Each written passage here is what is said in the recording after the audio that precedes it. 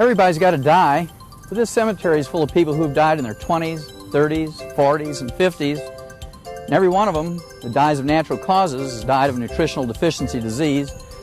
This is a blind spot for the medical profession. They don't get a single 30 seconds of training in nutrition, and as a result, 90% of the people in this graveyard have died long before their genetic potential of 120 and 140. But you know, there's a revolution going on right now. Some extraordinary individuals are going to live to be 150 to 160. That just sounds incredible. Are there people that really live that long? Oh, yes. Healthcare's controversial these days, maybe because at some point in our lives, we all need some. Generally, when we feel sick, we run to the family doctor for some pills, a quick fix. But one doctor is touring Idaho trying to convince us there's another way. If one looked at the differences between an alternative or holistic practitioner as opposed to what you might call a straight or an orthodox practitioner, you might use 5 or 6 different things to treat a patient. You might use acupuncture, nutrition, herbs, and each one of these sort of supplement each other. They enhance each other. Our dogs get 40 minerals, our rats get 28, and our own kids get 12 or less. It's really a dog's life. It's these minerals, it's a secret. Glaciers grind up these rocks, comes out in the form of glacial milk. We're out here surveying this wheat crop. It looks beautiful, but looks are deceiving. So you can gain 20 years statistically simply by not going to medical school. 70% of the medical doctors who treat Medicare patients flunk the exam. Can't I get the vitamins and minerals I need from the fresh foods that are available here? Absolutely not. So it leaves you open to diseases far, far more horrible than arthritis. In fact, today I was in contact with the oversight committee. They actually called me from the National Institutes of Health. The only way that you can get certain minerals, for instance, selenium and copper and zinc, is to eat liver 3 times a week, Monday, Wednesday, Friday. And most Americans aren't going to do that. They just don't like it. Everybody in the studio is sticking their tongues out already. The answer is really not more taxes, more Medicaid and Medicare. The answer lies here with our food.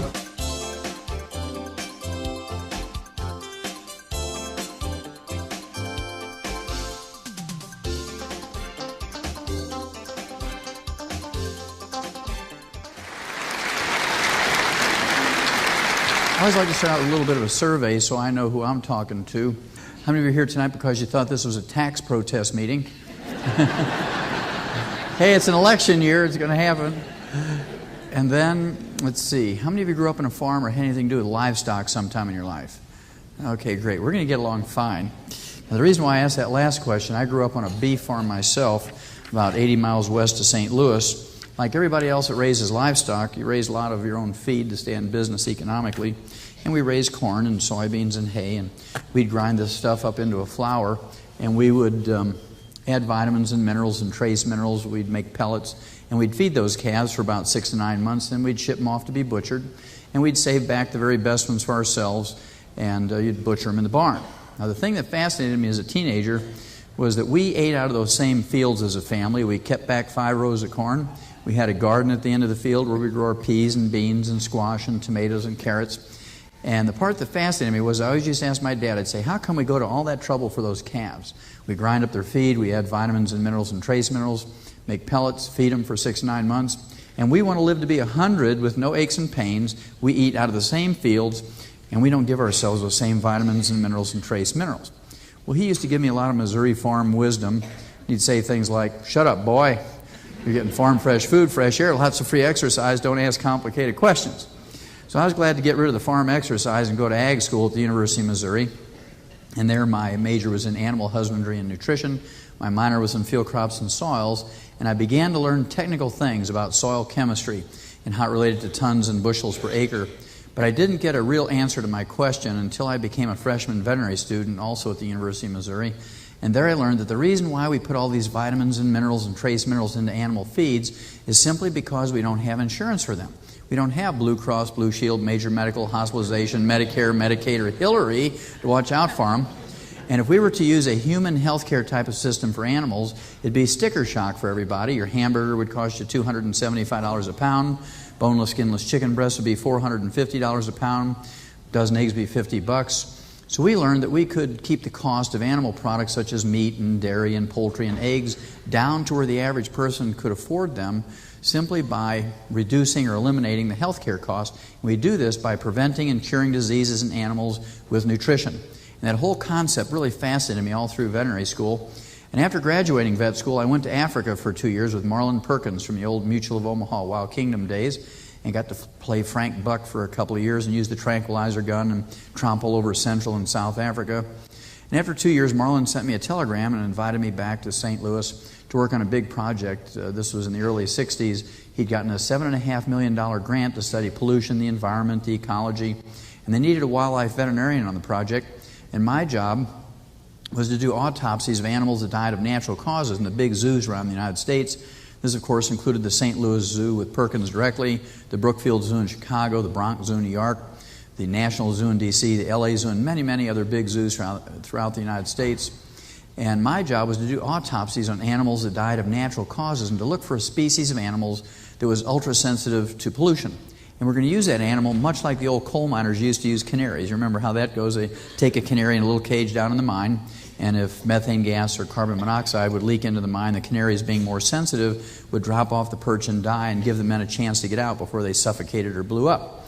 We were supposed to set up colonies of these animals in strategic locations around the United States, and if they became ill or died from pollution, we would know that there was some impending environmental doom that we had to deal with to save the human population. And that was back in the 60s. Now, after having worked on this project for some 12 plus years, I had done 17,500 autopsies on over 454 species of animals, plus 3,000 human beings for comparison. And what I learned was that every animal and every human being who dies of natural causes dies of a nutritional deficiency disease. And I got all excited about this nutrition stuff again and wrote 75 scientific papers for medical journals, veterinary journals, international pathology journals, contributed chapters to 8 multi-author textbooks on the subject, wrote one of my own. It was 1,000 pages. It was 2,000 pictures, and I think it cost $140 each. Medical students and veterinary students had to buy them to pass the course. I don't know if they ever read them, but it was one of those things they had to buy them to pass the course. So we sold a few of those books. And even though I had tried to get this information out in standard research channels through papers and lectures and whatnot, there was lots of competition. So I really didn't get the interest of the people who were in power, either in politics or medical research. Although things like 2020 with Hugh Downs and Geraldo, I did get to go on that program before Geraldo got his nose broke for the first time. And it was in 1,700 newspapers throughout the world with that story on UPI and AP. But I really couldn't get anybody interested. We had a lot of competition. We just put men on the moon. We had a high-tech Cold War going on with the Soviets. We had declared war on cancer and committed $23 billion to finding cures and vaccines in 1971. So I became frustrated enough. I went back to school for 4 years up in Portland, Oregon, became a physician, and I practiced there for 12 years as a general family practitioner and delivered babies and sewed up chainsaw wounds, took care of hemorrhoids, all the things you do as a general family practitioner. But the thing that gave me the most pleasure was to use everything I had learned in veterinary nutrition on my human patients. And it was no surprise to me, it works just as well in people as it does in animals. Now, I was always very honest with my patients. I put my veterinary degree on the wall next to the medical degree. And they'd come in and they'd spot that. And they'd say, "Doc, am I in the right place? I'm here for a physical. Looks like you're a vet." And I'd say, "Look, I won't give you a rabies shot if you don't deserve it." And if I saw that they were from the farm on their intake survey, I used to keep one of these full-length obstetrical gloves. You know, I'd put that on and kind of wave it in front of their face like I was going to examine a mare or a cow, right? And I'd put that on or do a little AI. And their eyes would get as big as saucers because they knew right what that was. And some of them would panic and run out the door. Some of them was kind of like basketball defense, you know. They'd never turn their back on me because they were afraid, you know. But we had a lot of fun, the patients and I. And they taught me a lot of useful things. I like to think I gave them some useful information. We're going to go over that tonight. And if you take home just 10% of what I share with you, I believe you're going to save yourself an enormous amount of unnecessary misery. You're certainly going to save yourselves a gob of money, and you're going to add many, many healthful years to your life if you just take home 10%. Now, there's no extra charge if you want to take home 50% or 100%, but I'll sleep well if you take home 10%. I always like to start out by sharing with you that the human being has the genetic potential to live healthfully to be 120 to 140. Absolutely no doubt about this. Everybody in this room has the genetic capability to live to be 120 to 140. Unfortunately, Americans don't do a very good job when it comes to longevity. Our average lifespan is 75.5, about half of what we're genetically capable of. And in 1990, when the World Health Organization examined the top 32 industrialized nations around the world for a variety of health things, longevity and so forth, we didn't rank very well. We ranked 17th in longevity amongst the top 32 first world countries. That meant that there were 16 other countries whose peoples live longer than we do. We ranked 19th in healthfulness. That meant there were 18 other countries whose peoples live longer than we do before they developed diabetes and high blood pressure and heart disease and arthritis and cancer. We ranked 23rd when it came to live births and first-year survivability of babies, and we ranked dead last, 32nd out of 32, when it comes to preventing birth defects. And what all these statistics mean is that we have the highest priced healthcare system in the world, but not the best. And you're a witness to that. If everything was perfect with your health or the health of your loved ones, if everything was perfect with the healthcare system, you'd be home doing something else tonight. And so just the fact that you're interested to get additional information for your health or the health of a loved one says a lot. It's a testimony for what's going on in the healthcare system today. Now, everybody has some little ritual that they do on a regular basis, whether it's daily or several times a day or several times a week, that they believe will add healthful years to their life. And it ranges from doing exercise, meditation, yoga, things like wearing Birkenstocks. There's things like being a vegetarian, juicing, ripping the chicken skin off your chicken, taking an aspirin every day. All these various things that we're told to do, and Grandma passes down groups of herbs to you, combinations and so on. Let's have a look at 3 or 4 and see if there's any proof in the pudding that there's any real benefit to these things. And let's start out with what is called the Paleolithic lifestyle. This is where you're supposed to live and eat like a caveman. You're supposed to eat everything raw vegetables, raw grains. You can't eat any Iowa corn-fed beef. You have to chase down low-fat antelopes with your Birkenstock feet and choke them to death with your bare hands because, a gun and bow and arrow are inhumane. So let's see if there's any proof in the pudding that there's any benefit to that type of lifestyle. And the only real hard evidence we have here is old Otzi. Otzi, of course, was a mummified corpse that was found in the Otzwell Valley of the Italian Alps when a glacier melted and receded farther than it had any time in human history. And when they examined this fellow's corpse, they found out that he was in the prime of life when he died, somewhere between 25 and 40 years of age.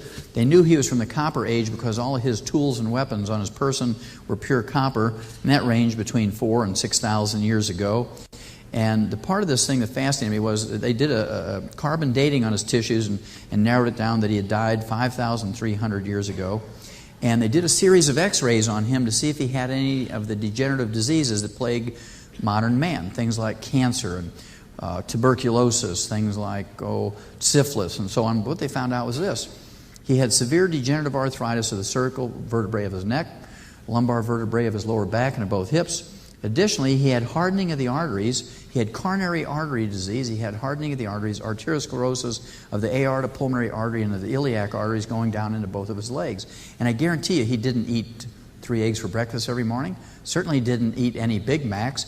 He didn't eat any Iowa corn-fed beef. All of the things that are blamed on these types of degenerative diseases. So there is no proof in the pudding that the Paleolithic lifestyle has any health or longevity benefit. Then there's the meditation and yoga, the body, mind, spirit thing that was brought to the United States during the 60s and 70s by the flower children. The hippies kind of died out for a while and has been reawakened in the last couple of years by Deepak Chopra, who's written, at least 5 best-selling books on the subject.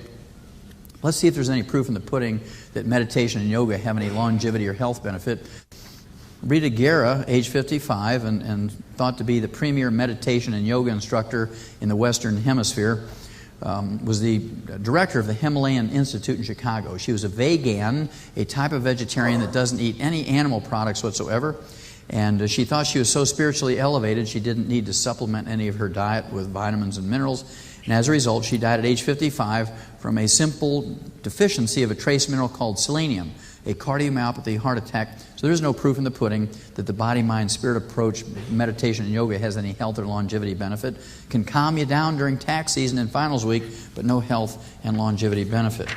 Then there's this organic food movement, which has been around since Adele Davis. And people mistakenly believe that organically grown food is healthier for you from the standpoint of nutrition than is non-organically grown food. And organic means it's just grown without sprays, no herbicides or pesticides. And certainly it's safer from the standpoint of cancer. But what about everything else? Well, certainly It doesn't work very well because it just means there's no sprays on it. It says nothing. There's no warranty or guarantee that there's more vitamins or minerals in there. And there was a guy who wrote 2 best-selling books on the subject, The Secret Lives of Plants and The Secrets of the Soil. His name was Christopher Bird. I'd known him for 25 years. And I used to give him, as a present, I would just give him minerals and things, trying to save his life because he had snow-white hair, and we'll talk about that in a minute. And he just poo-pooed. He says, I'm eating organically grown food. I don't need to take anything else. And I was in, about 3 weeks ago, I was in the airport in Atlanta reading the local newspaper, and guess whose obituary is in there in big, bold letters? Christopher Bird. Wrote The Secret Lives of Plants and The Secrets of the Soil. 68 years old, he drops dead from a stroke, even though he was eating nothing but organically grown food. So there is no proof in the pudding that that in of itself has any health or longevity benefit. Then there's the subject of meat. A lot of people say, oh, you can't live to be healthful if you eat a lot of meat. You got to give up meat. You have to be a vegan or a vegetarian of some type or another. And I've listened to that for years. And of course, my personal credo is that a day without a hamburger is like a day without sunshine. So I was happy to see this. I was up in Colorado last week, and they found that in Colorado there's 400 people over the age of 100. They're 105 and 109 and so forth. There's 400 people over the age of 100, and the only common thread, they're different races and different religions and have different dietary lifestyles, but the only common thread between all these 400 people who are over age 100, they're heavy meat eaters. They're heavy meat eaters is the only common thread. So, yes, for us meat eaters. Then there's, see you guys, it was worth your coming here tonight, wasn't it? Then there's this salt thing. You know, everybody, oh, you got to give up salt because it causes high blood pressure. If you have high blood pressure, you got to give up salt.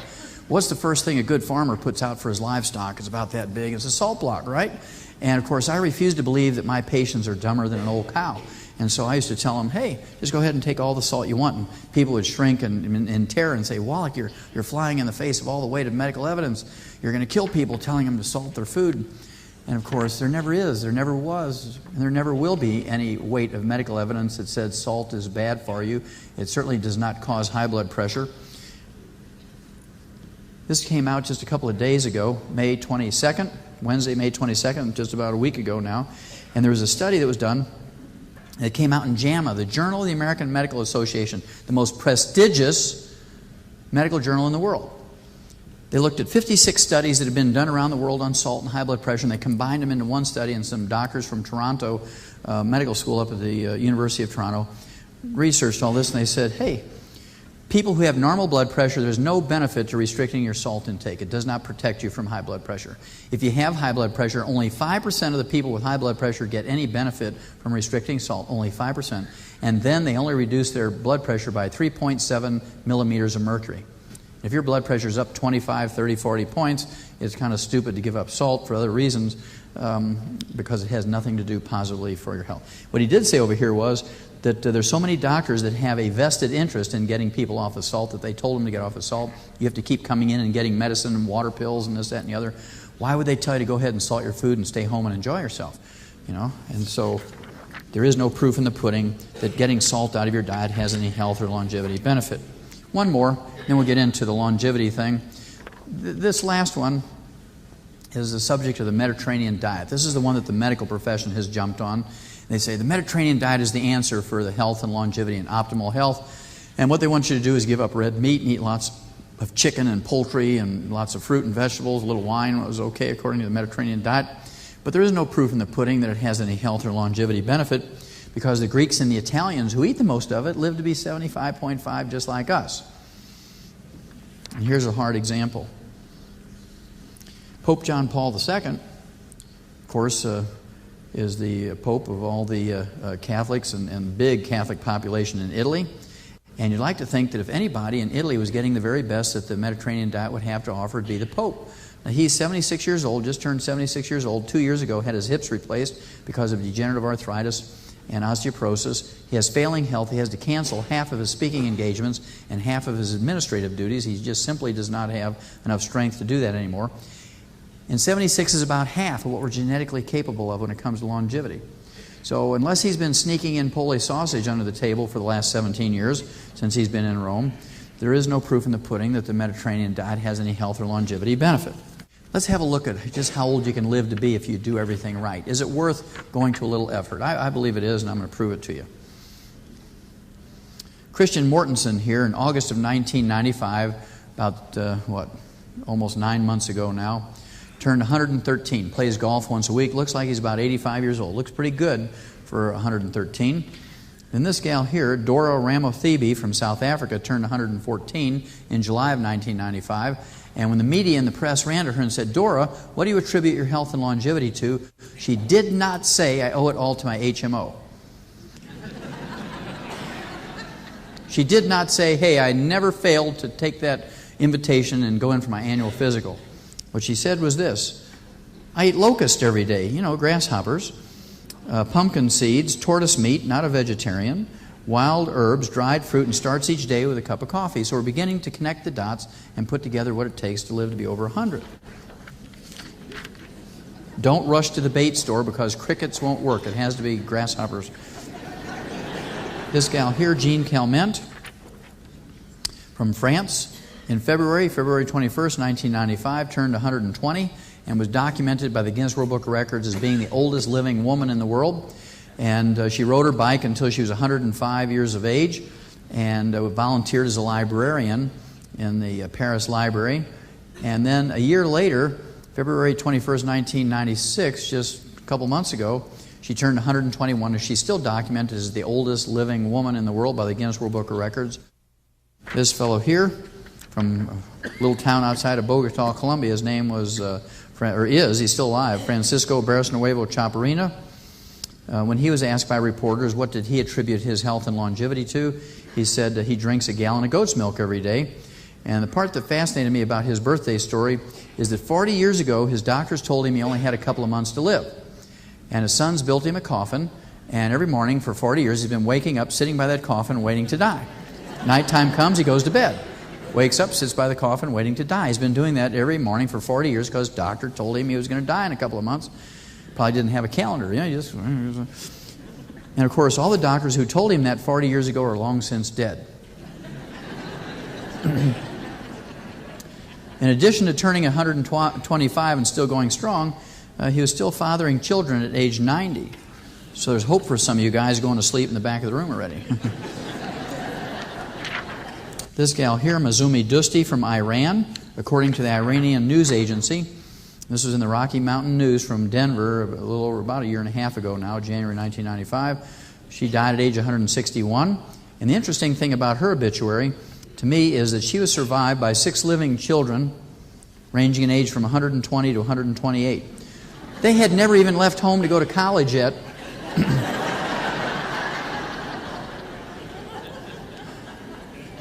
And her oldest son, Golam, said his mother had never visited a doctor nor taken any chemical medications or drugs or pharmaceuticals, did take a few herbs during her life. So again, we're beginning to collect more information of what it takes to live to be over 100. Now let's look at a fellow from the United States who is a favorite son, of course, I believe, especially for people who are interested in alternative health, Linus Pauling. Linus Pauling was famous for a variety of reasons. Number one, he was one of 2 people to ever get 2 unshared Nobel Prizes. Certainly one of the geniuses of our century, maybe of all time. He was also famous for his interest in vitamin C. And he was trained in classical biochemistry and nutrition in medical schools and universities. And so he believed you could get all of your vitamins and minerals and trace minerals, amino acids and fatty acids from eating your 4 food groups. But he also believed that you needed to take extra vitamin C because of the pollution in our air, water, and food, and because of all the stresses of modern-day life. And so he personally took 10,000 milligrams of vitamin C every day for 35 years. Never missed a lick. 10,000 milligrams of vitamin C every day for 35 years. And he still died 7 years short of the magic number of 100. Died at age 93, and he died of widely disseminated prostate cancer. Well, after reading all of his materials and scientific articles in nutritional journals and physiology journals and so on, and an additional 400 articles by various authors on vitamin C, here's what I can guarantee you.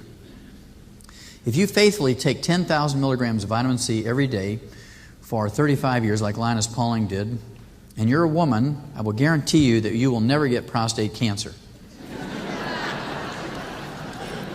That's the only guarantee I can make about vitamin C. So there's absolutely no doubt that the human being can live to be 120 to 140. People do it all the time. Well, after spending many, many years, perhaps 30 years, looking and reading and studying on health and longevity in both veterinary journals and human medical journals, here's what I can tell you. No matter how you look at health and longevity, there's really only two basic concepts that you have to be concerned with. Concept number one I refer to as avoid stepping on the landmines. This is where you don't want to throw away your life wastefully. You don't want to smoke. You don't want to abuse alcohol. Certainly don't do drugs. Don't jog down the highway at 2 o'clock in the morning wearing an all-black ninja suit. You're going to get hit by a truck mirror, right? You don't want to jump out of a hot air balloon from 250 foot up with a 300-foot bungee cord. The math doesn't work out. Then there's a lot of crazy things people do. Lastly, I would say you want to avoid going to a medical doctor because given half a chance, they will kill you. Now, as flippant as this might sound to some of you, and I know there may be some health professionals in here tonight, and I applaud you for being here if you are. This happens to be from April 14th, 1996, the Sunday Supplement magazine, Parade magazine, many newspapers around America, and they did a whole special issue on when doctors are the problem. Now, I've been talking about this for 25 years, and so they're kind of, 25 years late, but better late than never in this case. In January 13th of 1993, January 13th, 1993, Ralph Nader came out with the results of a 3-year study on hospitals and deaths and infections and injuries that occurred in those hospitals. 1,500 pages, and there's all kinds of things that he said, but I'm going to give you one of the bottom lines, which just was a shocker to me. He said, quote, 300,000 Americans are killed each year in hospitals alone as a result of medical negligence, unquote. 300,000. To appreciate how big a figure that is, remember, he used the word killed. That means that somebody did something to them to dispatch them. They didn't just die accidentally. They were killed, according to Ralph Nader, not me. Let's compare that with 10 years of military operations in Vietnam. And over that 10 years, we had lost 56,000 military personnel for an average of 5,600 a year. And for these military losses, millions of people poured out in the streets and protested. We had political anarchy the last 3 years of that 10-year war. We chased a president out of the presidency, and God forgive us, we shot and killed American students in Kent State, Ohio, demonstrating against that war. This was for 5,600 military personnel a year. Now comes Ralph Nader and says, here's one profession or one trade who kills 300,000 Americans a year through negligence, and you can't even find a crazy street preacher out here in any corner protesting it. Well, who is it that they kill? Is it just the homeless? They go under the bridges and things like that and get the homeless and take them to the teaching hospitals, take them down in the basements and practice on them. It's not that simple, of course. It's a little more complicated. Well, let's see. We got 600 or plus people in here tonight. How many of you remember Betsy Lehman? Anybody remember the name Betsy Lehman? Okay, not a single soul. I'm going to remind you who Betsy Lehman was. Just about a year ago, April of 1995, Betsy Lehman, who was the Pulitzer Prize-winning medical reporter from the Boston Globe, the second largest newspaper in America, 39 years old, developed breast cancer. And she sat down by her computer and scientifically examined all the cancer treatment centers in the world, not just her own hometown. And she looked at the successful ones and who had terrible safety records and who was on the cutting edge of research for breast cancer. And she chose the Dana-Farber Cancer Institute in Boston as her cancer treatment center. And she went in for her first and what turns out to be her last chemotherapy treatment. They killed her with a 16 times overdose. They gave her a 4-day dose every day for 4 days, and they killed her. Now, because she was famous, she was written up in Time magazine and in every newspaper in America because, again, she was a Pulitzer Prize-winning medical reporter for the Boston Globe. But remember, there were still 299,999 Americans killed in 1995 by the medical profession, according to Ralph Nader. She was just one that was highlighted. Now this one here, I'm going to share this last one with you. And I want to absolve everybody involved with this presentation tonight, including the Civic Center and yourselves and any company involved and so forth. This is my own personal thing. And if anybody gets arrested, sued, or assassinated, it will be me. So you're absolved of any of this danger. You recognize this gal here as a photograph, a little fuzzy because I lifted it out of a magazine. And the reason why I like this photograph of Jackie Kennedy is that It was taken of her 3 days before she entered the hospital in New York for her first and what turned out to be her last chemotherapy treatment for cancer. She was taking a stroll in this picture in Central Park in New York on a brisk day with a friend, and she was diagnosed 6 months before her death as having non-Hodgkin's lymphoma, which is a type of cancer that normally takes 10, 12, 15 years to kill you. It's relatively painless, say, in comparison to pancreatic cancer, which can kill you in 3 to 6 months and be excruciatingly painful. And when she went in for her first chemotherapy treatment, there was no death watch on her because there was no anticipation she was going to die. After all, she had 10, 12, 15 years left to go. Goes in on Friday night. Tuesday, she's dead. And you're supposed to believe that Jackie Kennedy died of cancer. Well, as a pathologist and a clinician, I'll guarantee you, as sure as God made little green apples, Jackie Kennedy did not die of cancer. She died of an overdose of chemotherapy, just like Betsy Lehman. And if they can kill a Jackie Kennedy and they can kill a Betsy Lehman, and not a single thing happened to any of those doctors, they weren't sued, they weren't dismissed, their licenses weren't suspended, nothing happened to those clinics or hospitals, what chance does the average person out in the street have? Not very much. Now here's another survey that Ralph Nader did in July of 1994. In this one, he looked at the relationship between doctors, medical doctors, and seniors, people over age 65. This happens to be from the front page of the USA Today. I just like the color pictures. It was in every newspaper in America. And what this study said was this: 70% of the doctors who treat Medicare patients flunked the exam on how to prescribe to the elderly safely and effectively. 70% flunked the exam. Now, what would happen to American Airlines if 70% of their pilots flunked the exam on how to fly? What would happen to American Airlines if they killed 300,000 passengers a year? You see all this big hoo-ha going on over the Value Jet where they killed 109 people, right? Now, the reason why this difference is this. When a jet goes down and splatters parts of people's bodies, say 200 passengers over a hillside or a swamp, it's pretty hard to hide. And so, it's a kind of a gruesome thing. But in the medical profession, it's more subtle than that. Obviously, if doctors were to line up cancer patients and AIDS patients and people with diabetes along the wall and mow them down with a machine gun to save money for treatment, then people would protest because that's very blatant. But here's one of the many examples that Ralph Nader gave as to why this is missed. Because people are busy with their lives. You have kids and grandkids, you have jobs and things to do, and so you're not going to sit there and kind of keep an eye on things. You assume that somebody else is doing it. Well, here's what Ralph Nader said. 32,000 hip fractures each year in America are attributed to prescriptions or prescribing by medical doctors that leaves the elderly sedated and unbalanced. And they fall over and fracture a hip, trying to avoid stepping on the kid or getting out of the tub, getting out of the car. And this is a death sentence for 29,000 of these people. Remember, 75% over the age of 65 don't live 90 days. They die of complications, pneumonia, stroke, and pulmonary embolism and others. And I believe that doctors should be held responsible for this just the way that bartenders are when they let people drink too much and drive home and kill somebody else or themselves. And there's manslaughter and second-degree murder and wrongful death, however, whatever applies to that case.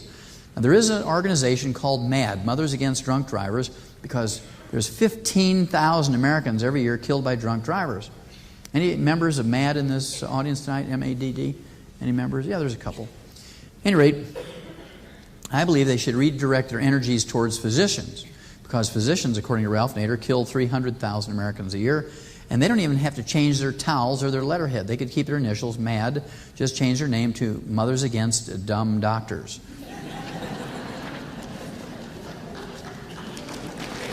Yes, thank you. Yeah, a couple of more in concept number one. I think you'll have the idea.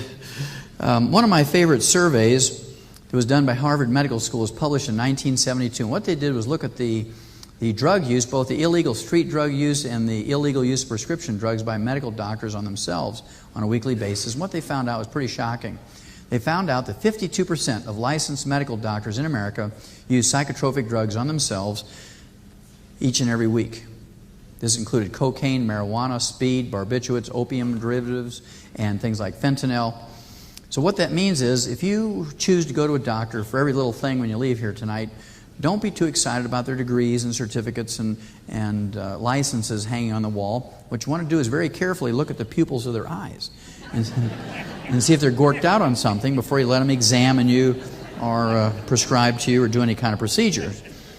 Even scarier to me is that 78% of the medical students in America use psychotropic drugs on themselves illegally each week. And down deep in your heart, do you really believe that when they graduate school and go out and practice, do they quit using drugs?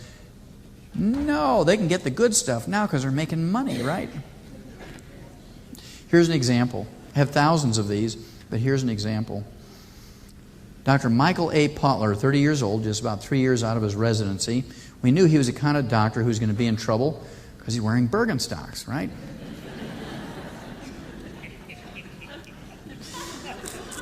Now, he killed himself with an overdose of drugs, and he gave himself an intravenous injection, a recreational thing, and killed himself. And because he was a medical doctor, they eulogized him on the front page of the San Diego newspaper. He saved the lives of children but lost his own.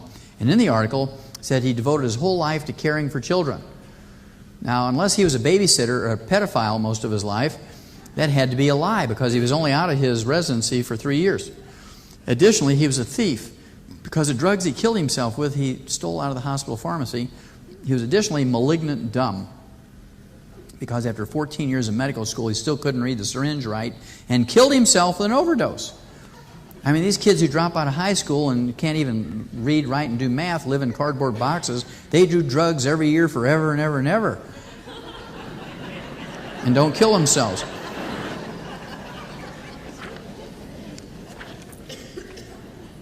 Now, this is from the editorial page of the Washington Post, Washington, D.C., November 2nd, 1992. Lining Doc's Pockets. If you go to a doctor, your doctor, you want him to think of you as a patient, not a cash cow. But 2 studies in this month's New England Journal of Medicine shows that doctors are out to milk you dry. And if you're from a farm, you know what that means, what a cash cow is.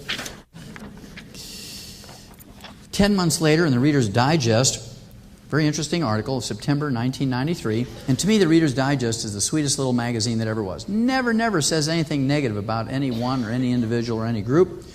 And so I was really surprised to see this. And on page 77, it says, "Can you trust your doctor?"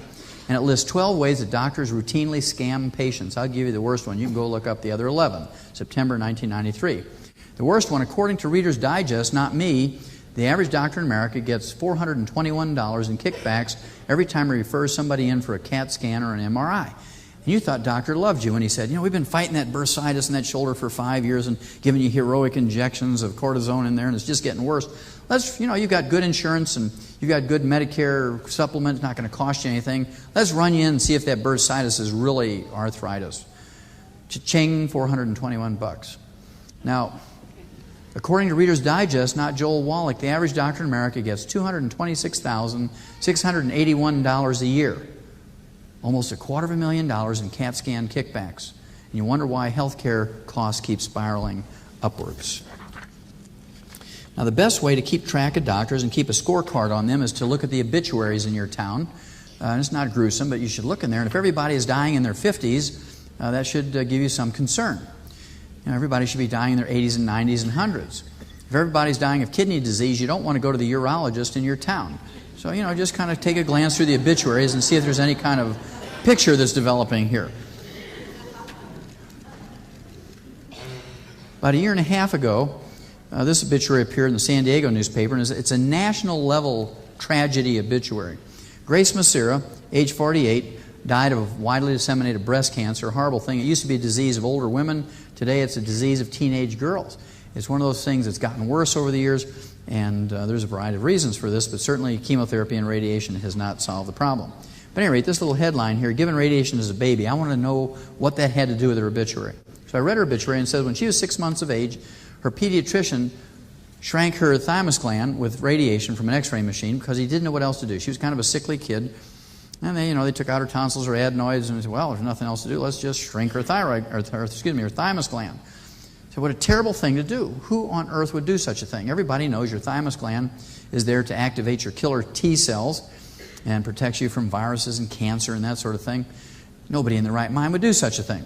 So I went into the medical literature between 1945 and 1950 and looked at all the pediatric medical journals, and sure enough, it was common practice back then because the Army and Navy had given all the medical doctors in America free x-ray machines when they closed down all these field hospitals and this, that, and the other, and they gave these mobile x-ray machines to all the doctors. Hey, go out and try them, Doc. You're a doctor. And it was common practice. And according to the U.S. Department of Energy, 1 million American babies under the age of 1 year had their thymus glands shrunk between 1945 and 1950. 1 million. Not a single foreign enemy has ever radiated in America, neither civilian or military. And the one profession who says, well, trust me, my dear, radiated 1 million American babies. Now, according to the U.S. Department of Energy, these kids have either already died of cancer, they're currently under treatment for cancer, or they project they're going to die of cancer based on the amount of radiation they receive to their neck and chest to shrink their thymus glands. Now you wonder what the pupils looked like on the eyes of this surgeon up in Grand Rapids, Michigan, about a year ago, when he took off the normal breast and left the cancerous one on. No sober surgeon can make that mistake. I mean, even if he was dyslexic, he couldn't make that mistake. Because if he's dyslexic, the surgical nurses know that, and they'll take a red wax pencil and put a bullseye on the correct breast and put a red ribbon on the guy's wrist and say, Doc, just match the colors. Even a dyslexic can match colors. So you know this guy had to be gorked out on something. And the poster child, as it turns out, for Americans who've been injured and killed in American hospitals, turns out to be the name of a guy by the name of Willie King. Willie King went into the University Community Hospital in Tampa, Florida to get his right leg amputated. He had uncontrolled diabetes. He had gangrene in that leg. The bones were sticking out of his toes. His skin was slipping off, and his flesh smelled like rotten meat in a garbage can on a hot July night. And the surgeons promptly cut off his normal left leg. Now, it turned out okay for Willie because they cut off his other leg for free. Kind of balanced him up a little bit. Couple more, and I think you'll have the picture. Dr. Raymond Sattler, a neurosurgeon from North Carolina, got his license suspended for 30 days, according to this article, because he left the surgical room after he had exposed the patient's brain to the air. He left the patient's brain exposed for 25 minutes and it dried out a little bit, and well, he ran out and got some lunch. Now, I don't believe that was the case, because I've done a lot of surgery. And when you get to the point where you're kind of dancing around, when you have to go to the bathroom or you're hungry, it's not the sort of thing that you're going to leave a patient. What you do is you go faster. You put the stitches farther apart, you put fewer in, but you get it done before you leave. And I believe that this fellow is one of those 52% of the medical doctors who do drugs every week and had to run into the bathroom and snort some cocaine or give himself an injection to calm himself down. And I base this opinion on remarks and statements from the Medical Board of North Carolina. And they said, Dr. Raymond Sattler forgot the names of surgical instruments during the operation and told his nurse to drill holes in the patient's head with a Black & Decker drill. I mean, it was like Sears Home Repair. And she didn't know what she was doing. She injures the patient, so he got his license suspended for 30 days. This fellow here is a chest surgeon in Fort Worth, Texas. He was on the staff of the Osteopathic Medical Center of Texas and took out the normal right lung and left the cancerous left lung in. I guarantee you he immediately knew that, because whenever you remove something that has cancer in it, you always take your scalpel and you cut through it several times, take a representative sample, put it in some preservative, and send it to the lab so they can tell you exactly what's going on there so you know how to pursue treatment. So this guy knew immediately, and of course didn't tell anybody. He said, well, nobody will know. Well, it just so happens that this patient went in for autopsy after he died, and the pathologist said, wait a minute, the results here at the autopsy don't jive with the surgical record. And so just to kind of keep things quiet, the surgeon settled for $9 million with the family, never going to a jury. And why would he do that? Why wouldn't he spend $250,000 worth of legal fees when his malpractice insurance would pay for that? Would pay for those legal fees and get it down to $5 million or $4 million or $2 million. He didn't do that. Well, the reason is, I guarantee you, he couldn't find another physician or a nurse who would testify that he was sober during the procedure. And if that would have gone before a jury, the reward to the family would have been $100 million. So he was lucky and glad to get off with a $9 million settlement. Now, one of the things that I think should be standard and taught in medical schools is what a dead patient looks like, what a live patient looks like. That should be standard. Death 101, Life 101, those should be standard courses. But you're never quite sure that they have this kind of information when you see stuff like this. This gal here, Mildred C. Clark, 86 years old, was found cold, stiff, and blue on a nursing home apartment floor. And the house doctor came in and couldn't find a pulse and respiration. He said, well, she's dead. She's 86 years old. Let's not go to any heroic efforts here and run the bills up for the family and make her miserable in the last few moments of her life. So I threw her body in the meat wagon and sent her off to a morgue at a little hospital in Albany, New York. But the house doctor is not going to let you put a body in the morgue without a death certificate. So So he comes down, examines her again, couldn't find a pulse or respiration, declares her dead, writes a death certificate, turns her body over to the morgue technician, who promptly strips her body down, hoses her down with water to clean her up, puts her in a body bag, and he wheels her into a freezer for 90 minutes until the pathologist gets there to do the autopsy. An hour and a half in the freezer, the pathologist and coroner show up, so he wheels the body out of the freezer, zips open the body bag, and she sits up. She says, "Thank God you found me. It was cold and dark in there, and I didn't know where I was." Now, she had to be a tough old bird. If you don't believe so, get naked, hose yourself down, get in the freezer with the ice cream for 90 minutes, and see how well you do.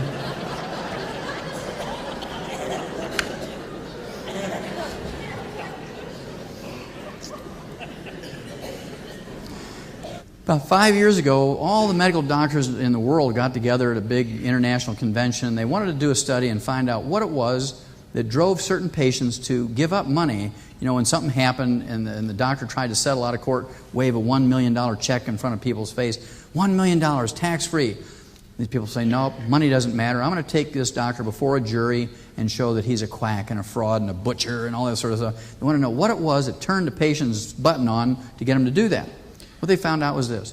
It's always a patient who felt slighted when they were in pain or in trouble, and the doctor then did something wrong and hurt them.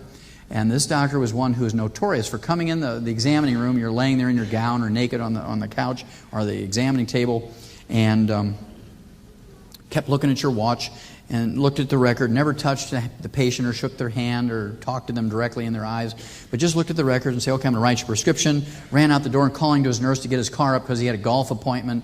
These are the ones that patients just wanted to go after him. And you shouldn't be too surprised that this is the approach that the medical profession has taken to prevent those types of suits. This is from The Lancet, the top British medical journal, the top international medical journal. And it was two professors of medical ethics from the medical school at the University of Western Ontario up in Canada. And what they said was this: acting classes should be required in medical school so doctors can learn just when to provide a perfectly timed, compassionate look or a touch on the hand. And that was supposed to avoid all these suits where patients thought the doctors didn't like them. So if you go to a doctor for every little thing, you don't know if they're acting or not. You don't even know if they know if you're alive or dead. You don't know if they're gorked out on something or sober. You don't know if they're going to give you one of those 70% of the prescriptions that are going to kill you. These are all reasons why you want to avoid stepping on the landmines. Get as much information as you can yourself. Make as many of your own decisions as you can. Save yourself unnecessary risk. That's concept number one. Concept number two, these are all the positive things that most of you are here for tonight. These are the positive things that you can do to direct yourself towards reaching 120 to 140. And basically what you want to do is give your body all of the raw materials it requires to maintain and repair itself. Most of us don't think in those terms. We require maintenance materials, just like any machine, if you will. That tractor, can you run a tractor or a car without coolant and oil? No, you wouldn't think of it. And yet, the equivalent, we try to do that for our own bodies. So let's look at what we need to maintain ourselves and repair ourselves. We need 90 essential nutrients. 60, that's 60 minerals, 16 vitamins, 12 essential amino acids, and 3 essential fatty acids. And the reason why these things are called essential nutrients is twofold. Number one, our bodies cannot manufacture them. We must consume them every day, either in food or as supplements. And number two, if any one of these essential nutrients is missing for 6 months, 12 months, a year, 2 years, guess what happens? You get on the average 10 deficiency diseases. 10 deficiency diseases times 90 essential nutrients, that's 900 diseases that are preventable with proper supplementation. And the nice part of this story is, if you've had any of these deficiency diseases for 5, 10, 15, 20, 30 years, and you start supplementing because you just learned about this, you have every honest expectation of getting significantly better, maybe even 100% better. So you have everything to gain and nothing to lose by considering this. Now, as we've learned tonight, the media is interested in what you're interested in because it sells newspapers, so to speak. They sell a lot of newspaper if they have a nice story and everybody runs out to get one. If you hear a radio program that everybody's interested in, they sell more advertisement. So this is why you hear a lot of health programs on radio and on TV, and you see it in newspapers and magazines. And my personal favorite of all the health articles was this one here, April 6, 1992, a little over 4 years ago. It was the first time that the subject of vitamins and minerals was treated in a positive way by any mainstream publication, Time magazine no less, cover. says, the real power of vitamins. New research shows they may help fight cancer, heart disease, and the ravages of aging. Prior to this article, mainstream magazines would only say things like, well, vitamins and minerals are quackery and hoax and fraud, charlatanism. Nobody needs those things. You can get everything you need from your 4 food groups. Now, if you haven't read that article, again, April 6, 1992, I'd urge you to go to a library, public library, school library, dig it out and read it. There were 6 positive pages. There was only 1 negative sentence, and as you might guess, it was offered by a medical doctor who was asked by the writer of the article, what do you think about vitamins and minerals for human nutrition? Here's what he said, quote, popping vitamins doesn't do any good, sniffs Dr. Victor Herbert, a professor of medicine at New York City's Mount Sinai Medical School. We get all the vitamins we need in our diets, and taking supplements just gives you expensive urine, unquote. Now, Missouri translation of that is you're just peeing away your money. You might as well wad up your dollars and throw them in the toilet and flush them away. You know, you get everything you need from your 4 food groups. That little sentence has killed more Americans than all of the foreign enemies with their rifles and artillery put together. You can get everything you need from your 4 food group. It is not true. Believe me, it's not true now. And I can guarantee you, after having done those 17,500 autopsies in over 454 species of animals, plus 3,000 human beings for a comparison, having practiced for 12 years in Portland, Oregon as a general family practitioner, pushing 60 myself and having kids this tall and grandkids this big and not too distant future great-grandkids, I'd rather pee out 50 cents or $1 a day worth of excess vitamins and minerals. That's cheap insurance. If you don't invest 50 cents to $1 a day in yourself, as sure as God made little green apples, you're going to invest in the lifestyle of a medical doctor. Because when you pay them hard cash out of your own pocket, or indirectly through insurance, or indirectly through taxes and Medicare, not a single penny of that goes to better understand, manage, treat, prevent, or cure catastrophic diseases in kids, breast cancer in women, prostate cancer in men, diabetes, heart disease, cataracts. It pays the doctor's mortgage. It pays the doctor's mortgage. No matter how you're struggling with your bills, it pays the doctor's mortgage. And when you pay the doctor after the 2nd week of the month, you're paying his Mercedes payment. You pay the doctor after the 3rd week of the month, you're paying the tuition for their kids to go to medical school at Harvard. Or worse yet, Yale Law School. It's always needed. There's a bunch more Yale lawyers running around. We got a whole White House full of them, and look what's going on in there. Thank you.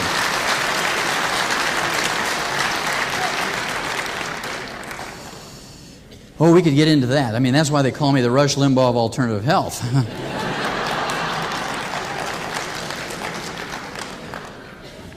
Okay.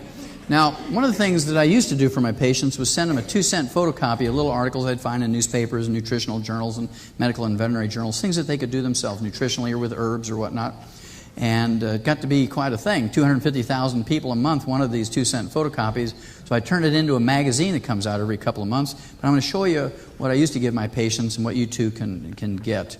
Let's start out with cancer, the number 2 killer of adults in the United States.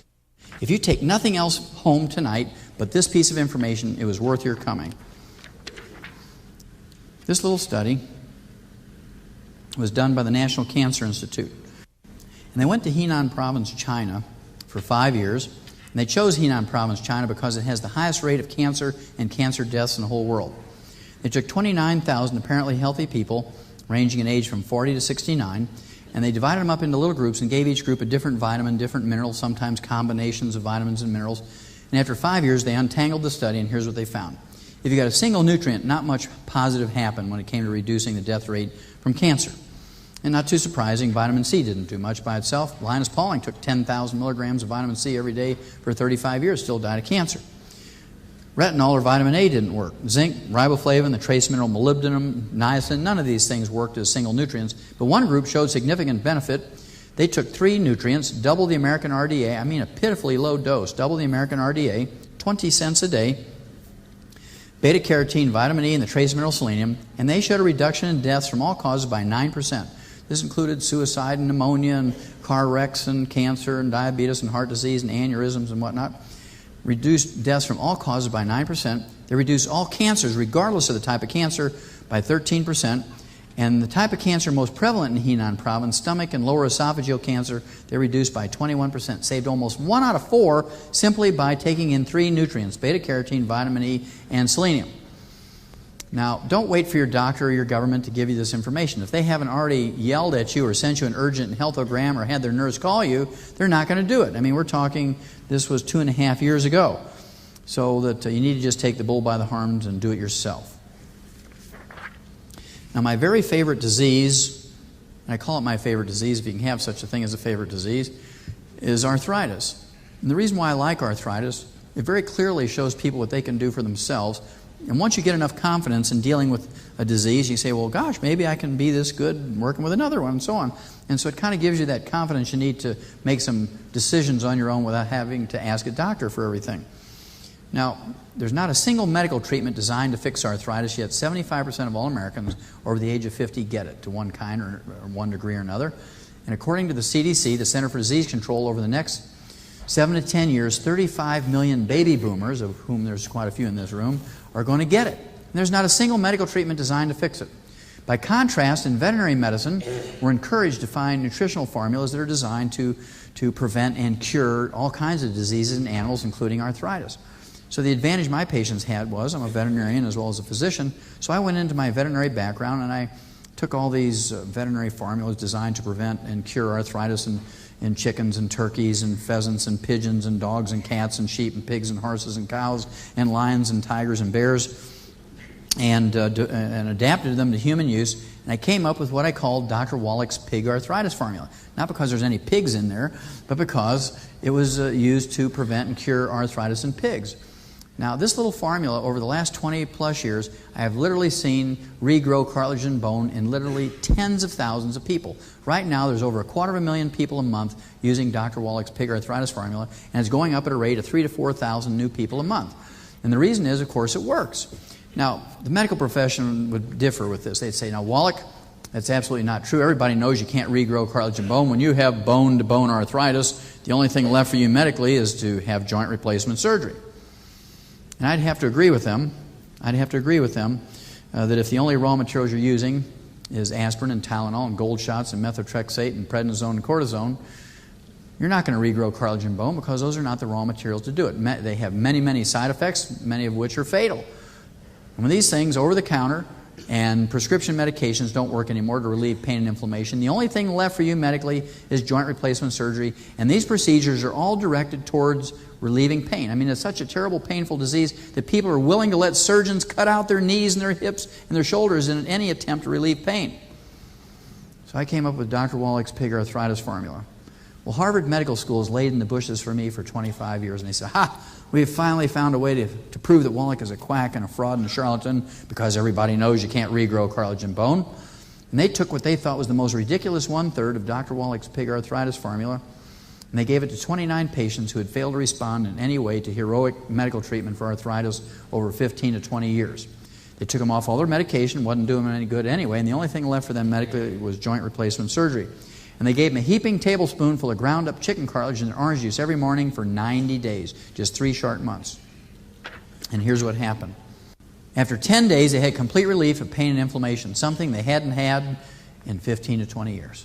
In 30 days, they could now open up a new pickle jar that never had been opened without pain to the fingers, wrists, elbows, and shoulder. And in 90 days, just 3 months, according to Harvard Medical School, not me, 28 of the 29 were clinically cured. Now, you'd think they'd call me up and say, Wallach, we got to apologize to you. Hey, next time you come to Boston, come on in, we'll buy you a lobster dinner. Because, gosh, even the most ridiculous 1/3 of your pig arthritis formula did some good.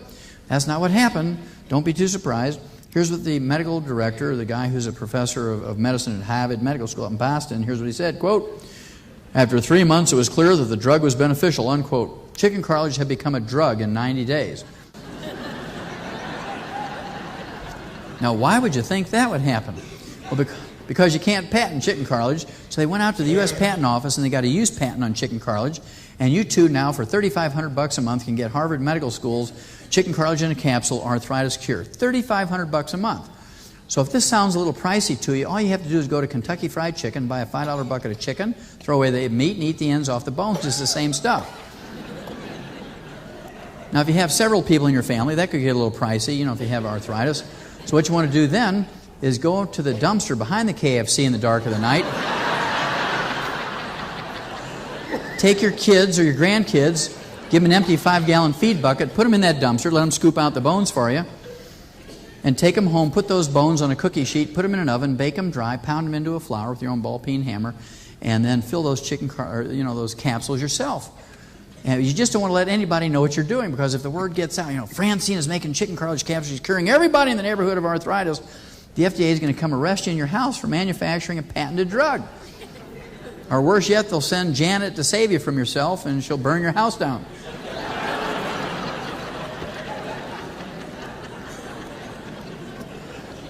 So if you want to avoid all these legal entanglements and you don't want to get all those gushy chicken bones all over your house, all you have to do is go to a good grocery store and get yourself some either Knox gelatin or Willamette Valley gelatin, unflavored and unsweetened. It's the same stuff. It's the chondroitin sulfate in there, which is the basic building block to rebuild cartilage and bone matrix, bone foundation. If your neck sounds like a bag full of gravel, you got low back problems, loose teeth, and all those kinds of things, you want to give Dr. Wallach's pig arthritis formula a try, and I'll give you the full formula at the end.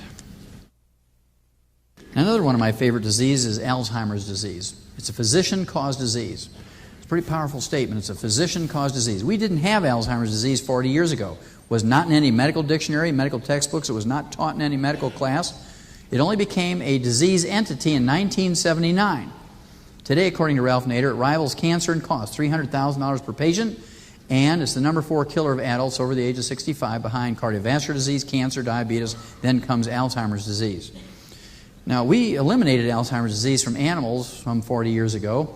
Can you imagine a dairy farmer with 400 head of cows out in the pasture with Alzheimer's disease, and he's yelling at them, woo, and rattling the feed bucket, trying to get them up to get milk, and the cows are all out there scratching their heads saying, why do we want to go to the barn to get milk? And if we did, where's the barn? Because they get kind of... So the farmer has to put fuel in the ATV and ride out there and herd them up, and the fuel cost goes up, labor cost goes up, so they have to raise the price of milk. Nobody's happy. So we eliminated Alzheimer's disease by eliminating vegetable oil, corn oil, and soy oil from the animal's diet and putting in large doses of vitamin E and selenium. Well, this is one of those 2-cent photocopies you should have gotten from your doctors 3.5 years ago, almost 4 years ago now. This is not from the National Enquirer. This is from the University of California, San Diego School of Medicine, a very reputable research institution. And they said vitamin E can ease memory loss in Alzheimer's patients. Now, I don't know how many of you saw that little article, and I'm waiting to get a copy of it so I can make another overhead. Just last week, from one of the English universities, and it came out and said, yeah, people take in 800 units of vitamin E every day. The odds of them getting a heart attack or Alzheimer's disease is almost zero. Alzheimer's disease is an American disease. It does not occur in third world countries. It does not occur in Europe. It's an American disease. That's because all our doctors, well, I'll tell you in a minute. I'll prove it to you in a minute that it's a physician-caused disease. How many of you heard, whether you believe it or not, that vegetable oils are healthier for you than the terrible saturated animal fat? Whether you believe it or not, raise your hand if you've heard it. That's pretty good, about 50%. The other half of you are either asleep, lying, or have Alzheimer's, because I know you've heard it. Now, we learned 50 years ago in the animal industry that vegetable oils were bad for you, because we tried to get animals to gain weight faster by giving them 20% and 40% of the ration as corn oil or soy oil, because it has double the amount of calories as does cracked corn. Oils have 9 calories per gram, and carbohydrate type calories from either beet pulp or cracked corn has something like 4.5 calories per gram. And sure enough, for the first couple of weeks that animals were on the oils, they gained weight many times faster than ones just getting carbohydrate calories. But in 6 weeks, they all died of heart attacks. So we knew it was a good idea. It went bad somewhere. And they said, well, what do we do with this stuff? No farmer is dumb enough to give it to his livestock anymore. They said, look, we've contracted with farmers to grow millions of tons of corn oil and soy oil every year for the next 50 years. What do we do with this stuff? They said, well, it's not proven in human beings yet that it's dangerous. Let's convince people that vegetable oil is good for them. And they've done a pretty good job over the last 35, 40 years, haven't they? All you got to do is go into the dairy case. I mean, this is really blatant. You go to the dairy case in the grocery store and you find 85 brands of corn oil margarine in the dairy case. That's how much they've brainwashed people. You should have gotten this information 3.5 years ago. Vegetable oils can cause heart disease. It's a nightmare, said Dr. Edward Emken, a specialist in food oils for the U.S. Department of Agriculture. And it's really a nasty thing when you try to explain it. There's now total confusion for consumers. Why would there be total confusion for consumers? Well, that's because the truth is different from what you've been taught for 35 years. Here's another look at the same problem. Margarine can increase your risk of heart attacks. A lot of people say to me, well, I've got a whole freezer full of tub margarine. Can I use that? Tub margarine, stick margarine, doesn't matter. It's the same thing. This was what they called the Harvard Nurses Health Study, and they took 90,000 nurses over 20 years, divided them into two groups. Put one group on margarine as their spread for their crackers and bread and cooking shortening. Put the other 45,000 nurses on butter for their spread and their crackers and bread and cooking shortening. At the end of the 20 years, they looked at their death certificates, and for every 100 nurses who had died of a heart attack, 70 of them were in the margarine group. You have a 2.5 times greater risk of dying of a heart attack if you use margarine than butter. Now, the biggest fraud ever perpetuated against the American people, is this cholesterol thing. And this is one of those 2-cent photocopies you should have got from your doctors 3.5 years ago. Top researchers reluctantly admit that low levels of cholesterol are bad for you. Low levels of cholesterol are worse for you than high levels of cholesterol. This is from the University of California at San Francisco, a researcher who is renowned as the top medical researcher on cholesterol and cardiovascular disease. His name is Stephen B. Hulley. Here's another look at the same study 3.5 years ago. Here's what he said, quote, what it comes down to is there's an extraordinary set of observations that have emerged this year because for the first time we have a large enough study to really see them. What he said there was for 40 years we've been giving you caca. You know, stuff that's in baby diapers. And we didn't really know the truth about cholesterol, so we made stuff up. We thought it was good for us, so we made stuff up. But now, after 20 years, we finally have the truth. Now, why on this God's green earth would anybody want to have a blood cholesterol below 180? Always because a doctor instructed you or ordered you to do it. Now, about 7 years ago, actually it was May 1st, 7 years ago, I began lecturing 300 nights out of each year, like this, all across the country. And in the beginning, the crowds were just 3 people. Then it was 20, and then 50, and then 100. And for the last 5 years, it's been hundreds. And the interest is growing, and people doing things for themselves. And my wife said, look, I'll support you out in the field if you want to do that for 7 to 10 years. But it's going to take a lot of toll on you, eating hotel food and having weird hours and driving all night to get from one place to another. What I want you to do, if you're going to do this, is to have yourself a hobby. And every time you feel yourself really getting so warped out that they're going to come after you with a butterfly net or a straitjacket, study this hobby and get yourself calmed down before you get it in front of an audience. Say, well, that's good advice, I'll do that. But after the hundreds of different things I looked at, I settled on collecting obituaries of medical doctors as my hobby. Now, the reason was, of course, it's a very useful piece of information. If doctors knew what they were talking about when it came to health and longevity, if you separate them out from the rest of the American population, they should be healthier and live longer than anybody else. And boy, was I surprised. I started out 100 years ago, June 15th, 1895, in JAMA, which is the premier medical journal in the world, actually, Journal of the American Medical Association. And they did a survey 100 years ago on deaths in American doctors. What they found out, the average lifespan of medical doctors 100 years ago was 54.6. 54.6. The average population in America, the average lifespan was 62. Now, they were in trouble then. 100 years later, January of 1993, I redid the study using obituaries from the Journal of the American Medical Association just like they did originally. And guess what? The average lifespan for medical doctors today is 57.6. And I gave them the benefit of the doubt and rounded it up to 58. The average lifespan for the average American is 75.5. You gain almost 20 years statistically by not going to medical school. So I brought you a few of my favorites so you can see what fun I'm having. And of course, all of these are physicians who have died of nutritional deficiency diseases. Stuart Cartwright, age 38, was a family practitioner. Good-looking kid. I'm sure he could have been a movie actor if he wanted to. I promise you he married the prom queen. And he probably had a Mercedes convertible in Southern California. Probably never repaid a student loan. All the things that medical students put on their list of wishes. And he dropped dead in his home from a ruptured coronary artery aneurysm. And the fascinating thing to me is this is something we learned in turkeys in the 50s, 1957, how to prevent and in the early stages reverse aneurysms. And of course, this was from a study of 250,000 turkeys. The USDA put on a complete turkey pellet, trying to get these turkeys to finish for market within a week or two of each other, as opposed to strung out all over the whole summer when they're on pasture. And in the first 13 weeks, fully half of them, 125,000 of them died. Farmers were out there every morning picking them up with a bushel basketful, took them into the state diagnostic lab to see what they died from. And when they cut them open at autopsy, every one of them had died of a ruptured aortic aneurysm. And one of the clever pathologists says, That's got to be due to a copper deficiency, because everybody knows that the elastic fibers in arteries and skin and other tissues require a large amount of copper to be manufactured. And the mechanism of an aneurysm is identical to the mechanism of a balloon on the weakened wall of a tire. You know, when you hit a chuck hole and you break the cords in a tire, the internal pressure on the tire blows a balloon, and you thump down the highway and heat it up, it'll blow. Same way with an aneurysm. When you get a breakdown of those elastic fibers, the internal pressure in an artery, even normal blood pressure, will blow a balloon. It's called an aneurysm, and if it ruptures, you bleed to death. So they got excited about this. They doubled the amount of copper in those pellets. The next year they tried to raise 500,000 turkeys, and they did not lose a single one from a ruptured aneurysm. They went from a 50% loss to a 0% loss simply by adding a little copper. And they got all excited about this, and they started looking at copper-deficient diets and copper levels in human blood and tissues, and what they came up with was this. The very first symptom of copper deficiency in human beings is white, gray, or silver hair. I see a lot of copper deficiency in this room tonight.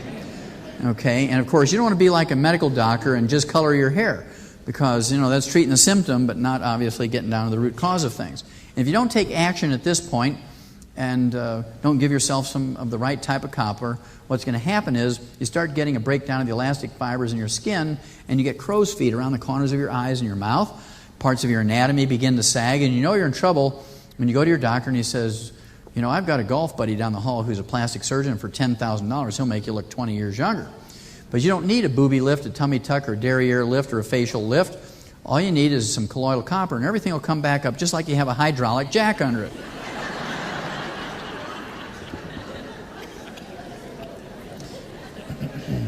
Now, if you don't take action at that point, you get a breakdown of the elastic fibers in the large veins of your legs, and you get varicose veins.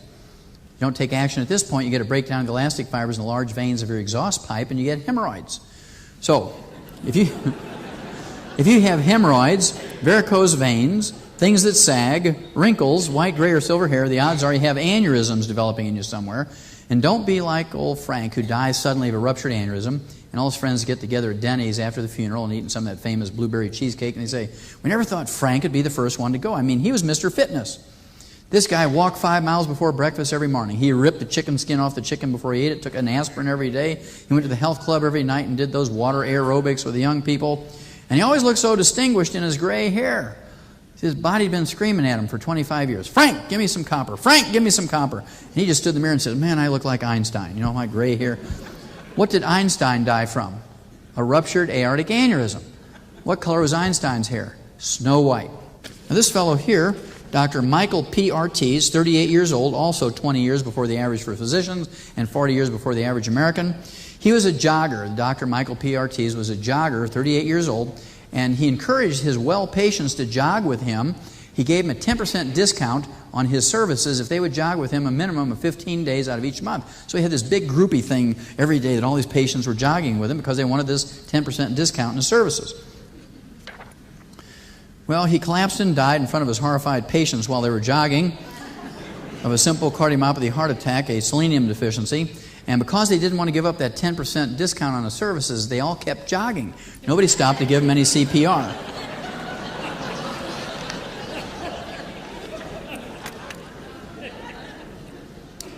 Dr. Martin Carter, age 57, 1 year before the average for physicians and 20 years before the average American, was an expert according to the New York Times obituaries. This guy had every drop of medical education you could get in the whole world, but he didn't have expensive urine. He didn't have expensive urine. Even though his mom and dad were proud of him, the cause of death was a ruptured aortic aneurysm, just like those copper-deficient turkeys. This is my mother's favorite obituary. She found it. I have to use it all the time, keep Mom happy. This was, almost 3 years ago now, July of 93. Dr. Gail Clark, age 47, was the chief cardiologist at her hospital. She's walking down the halls of her hospital with a stethoscope around her neck.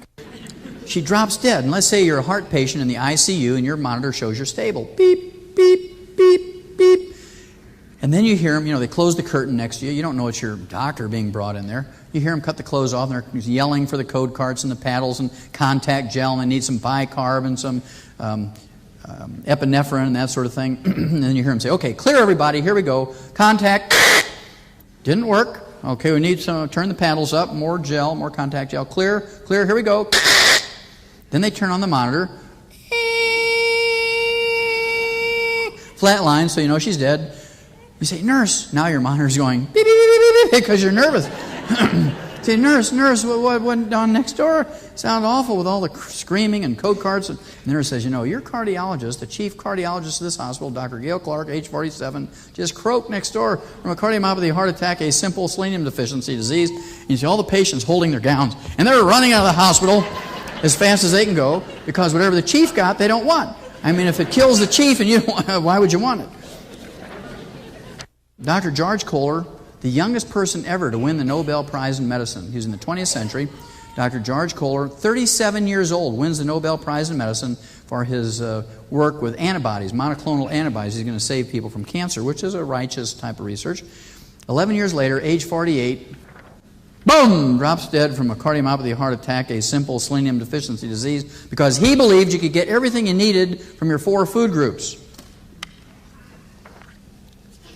I remember I told you when I came back from Africa, I was supposed to find an early warning system, and it turned out that the early warning system is not a wombat or a koala bear or a ruby-throated hummingbird or a rare and endangered fish or reptile. It turns out that our early warning system is our own young athletes.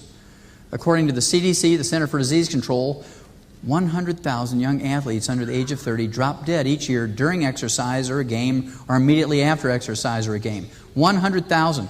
Double the number who were killed in car accidents. 10 years ago, I began to see articles like this in medical journals, sudden death in young athletes. And this is a small study, but it gives you a flavor of what's going on here. 29 highly conditioned competitive athletes ages 13 to 30 dropped dead during a game in this study. 35% of them died of ruptured aneurysms, a copper deficiency. The other 65% died of cardiomyopathy, heart disease, a selenium deficiency. Now, what do you think is the most dangerous sport in the world? You can yell them out to me. Boxing, basketball, hockey, football, jogging, cross-country racing. It turns out that it is basketball. 45%, or 45,000 out of the 100,000 are basketball players. And I'll show you why in a minute. Football happens to be second. Here's some of the faces of the young Americans. These are, you know, the pride of America. These are kids who are healthy, apparently, and just suddenly drop dead during games. 14, 15, 16, 18 years old. Here's a water polo player, 14 years old, cardiomyopathy, heart disease.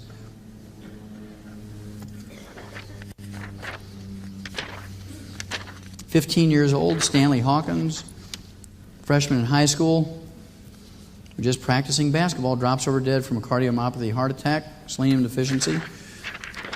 Darren Malott, 22 years old, 6'5", had just signed a multi-million-dollar contract with an NBA team, just shooting some baskets, and it wasn't even a game. He was in his jeans, his t-shirt, just shooting some baskets, went for a layup, put the ball in the basket, came down, he was dead.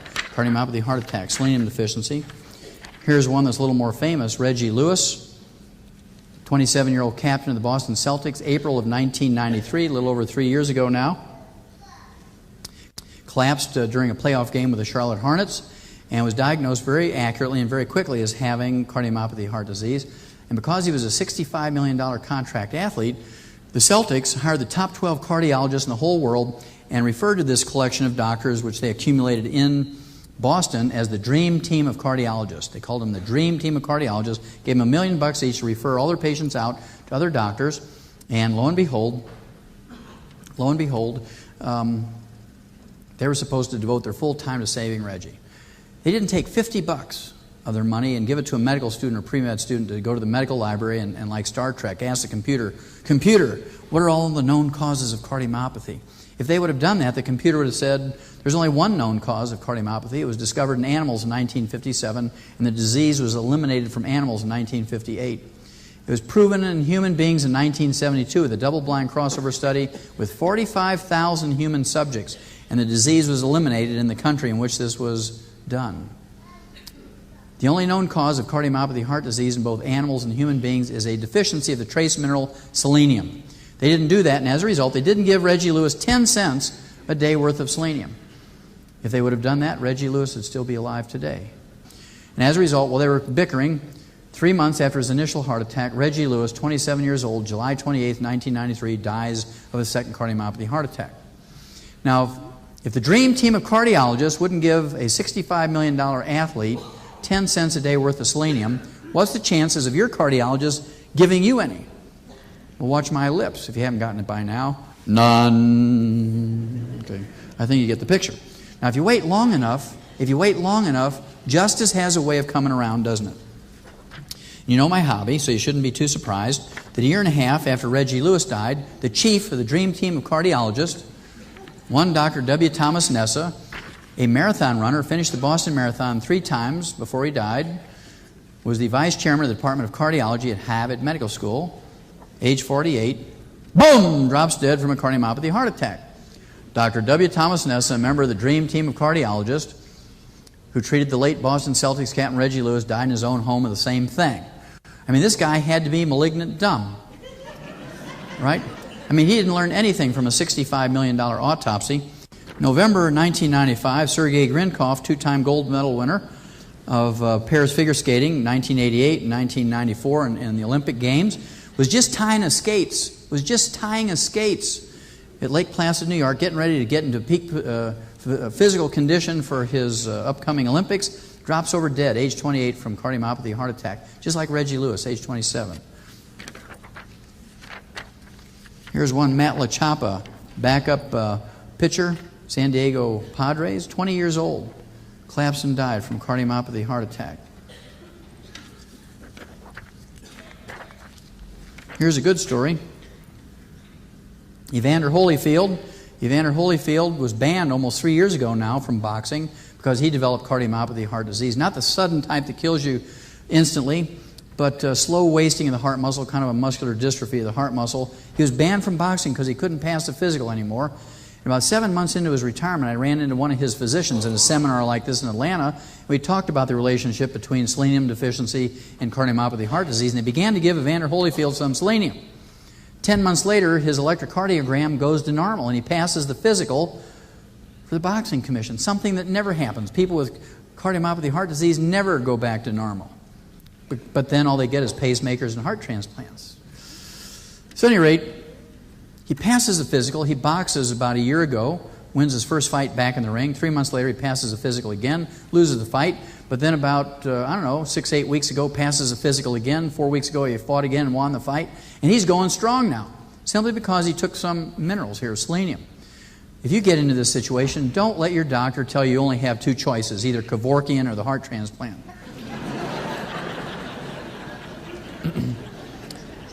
You have a third choice, and now you're informed about this, so you can make that decision on your own. The rate of brain cancer in America has gone up 400% in the last 40 years, and everybody's pointing their fingers towards cellular telephones. And everybody's trying to give me a cellular telephone, so I started examining this. Was there anything to that? And you don't have to worry about it if you use them, because 97% of the people who use cellular telephone, 97% of the people with brain cancer have never even been in the same room with a cellular telephone, let alone use one. So you don't have to worry about that. But there is a little-known trace mineral known as gallium. This trace mineral, gallium, Gallium, when you give it to laboratory animals in optimal amounts and then you give them a chemical known to cause brain cancer, they don't get it. If you give them a laboratory experimental diet that's deficient in gallium and then give them that same chemical, they all get brain cancer. So I believe this huge increase in rate of brain cancer in America is a combination of a gallium deficiency and a lot of chemicals in our air, water, and food that do cause brain cancer.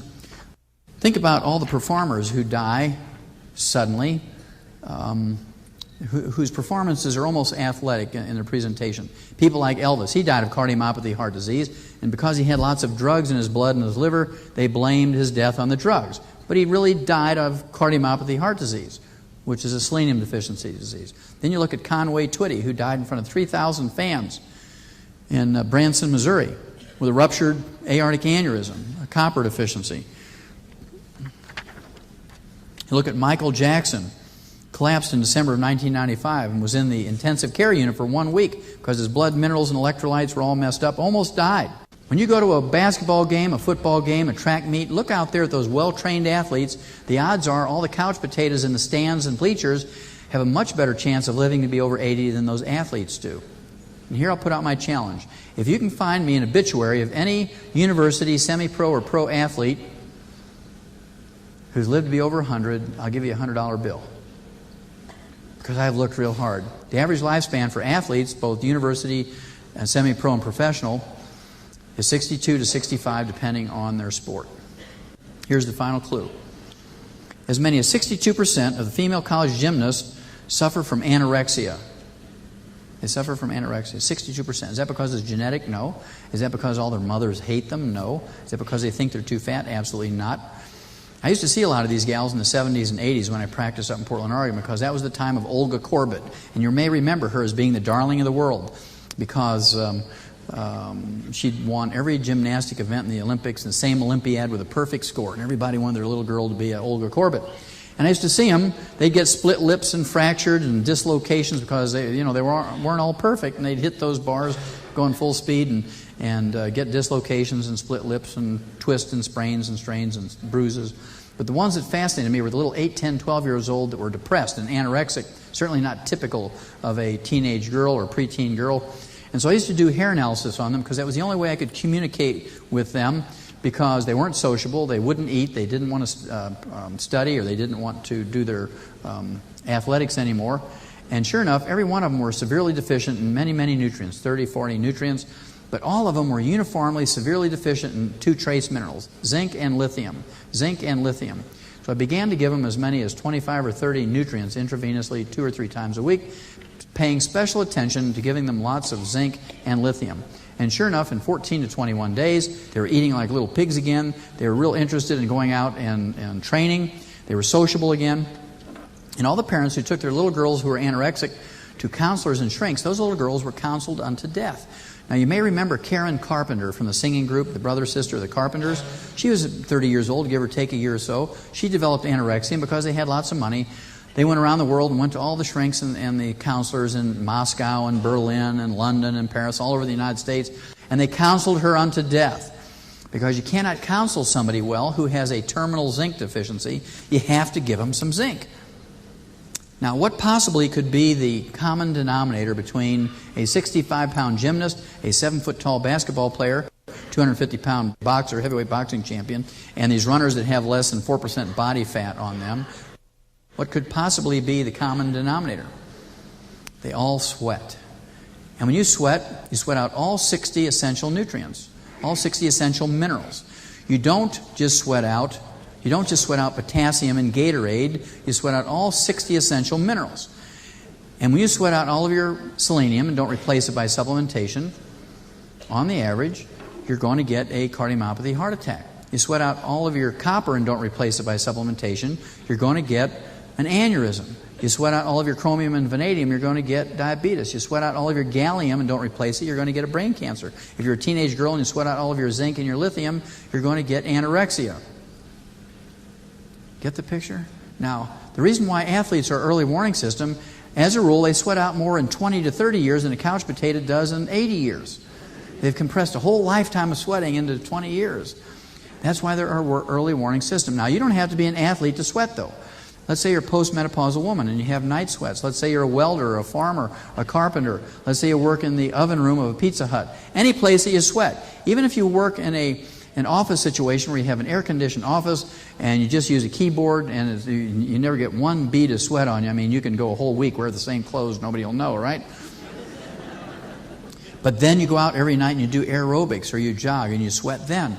So it doesn't matter why you sweat, whether it's for recreation or at work. If you don't replace those minerals, you're in line, you're putting yourself at high risk of developing a lot of these degenerative diseases, many of which are debilitating and certainly many of which are fatal.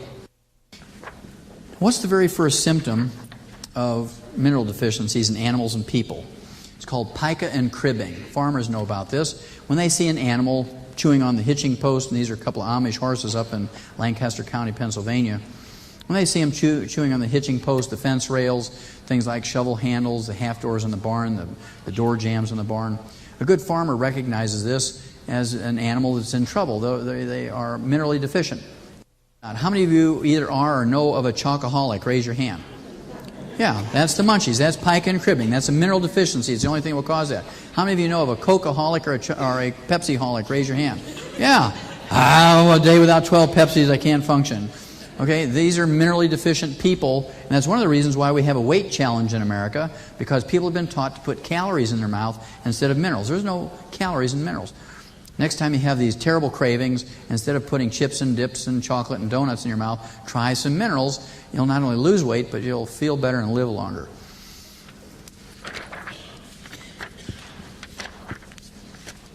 My favorite mineral is lithium. And the reason why I like lithium is shrinks think it's a drug that only they can prescribe, when in fact it's one of those 60 essential minerals that everybody needs every day. And like all essential nutrients, if it's missing for 6 months, 9 months, 12 months, a year or so, you get on the average 10 deficiency diseases, which include depression, manic depression, bipolar disease, suicidal behavior, violent behavior, spouse abuse, child abuse, domestic violence, drug addictions, alcohol addictions. These are all symptoms of lithium deficiency in people who've been challenged with sugar, natural or processed. We'll talk more about that in a minute. I believe we should be putting lithium in our drinking water because, first of all, it's safer than chlorine and fluorine. And number two, we could eliminate 85% of all domestic violence if we would just put lithium in our drinking water. Now, you can pick up and diagnose a child with lithium deficiency and one who's in trouble by looking at their coloring projects. If you look at their coloring projects, if they're deficient in lithium and are sensitive to sugar, we'll talk about that in a second, these are kids who are going to take a dark color, black, brown, purple, dark red, dark blue, dark green, and scribble all over the page with little or no intent to stay in the lines. These are kids who are in trouble. You can project these 4 or 5-year-olds are going to drop out of high school. They're not going to learn how to write, read, or do math. They're going to have a lousy personal life. They're never going to be happy during a marriage. They're going to be violent types and so forth. These are kids who are in trouble. They're going to experiment with cigarettes and alcohol and drugs. But they're salvageable because this is the same kid here 6 weeks later, simply getting them off of sugar, natural and processed. No apple juice, no grape juice, no honey, no molasses, no Pepsis, no chocolate, no ding-dongs, no sugar frosted flakes and that sort of thing. And supplemented this kid with lithium, chromium, and vanadium. Look at the heels and the boots. And the boots, the glove, the uniform sleeve, the glove, the border on the foot, and the border on the hat and so forth, all in the lines, the tail and so on, and with more appropriate colors.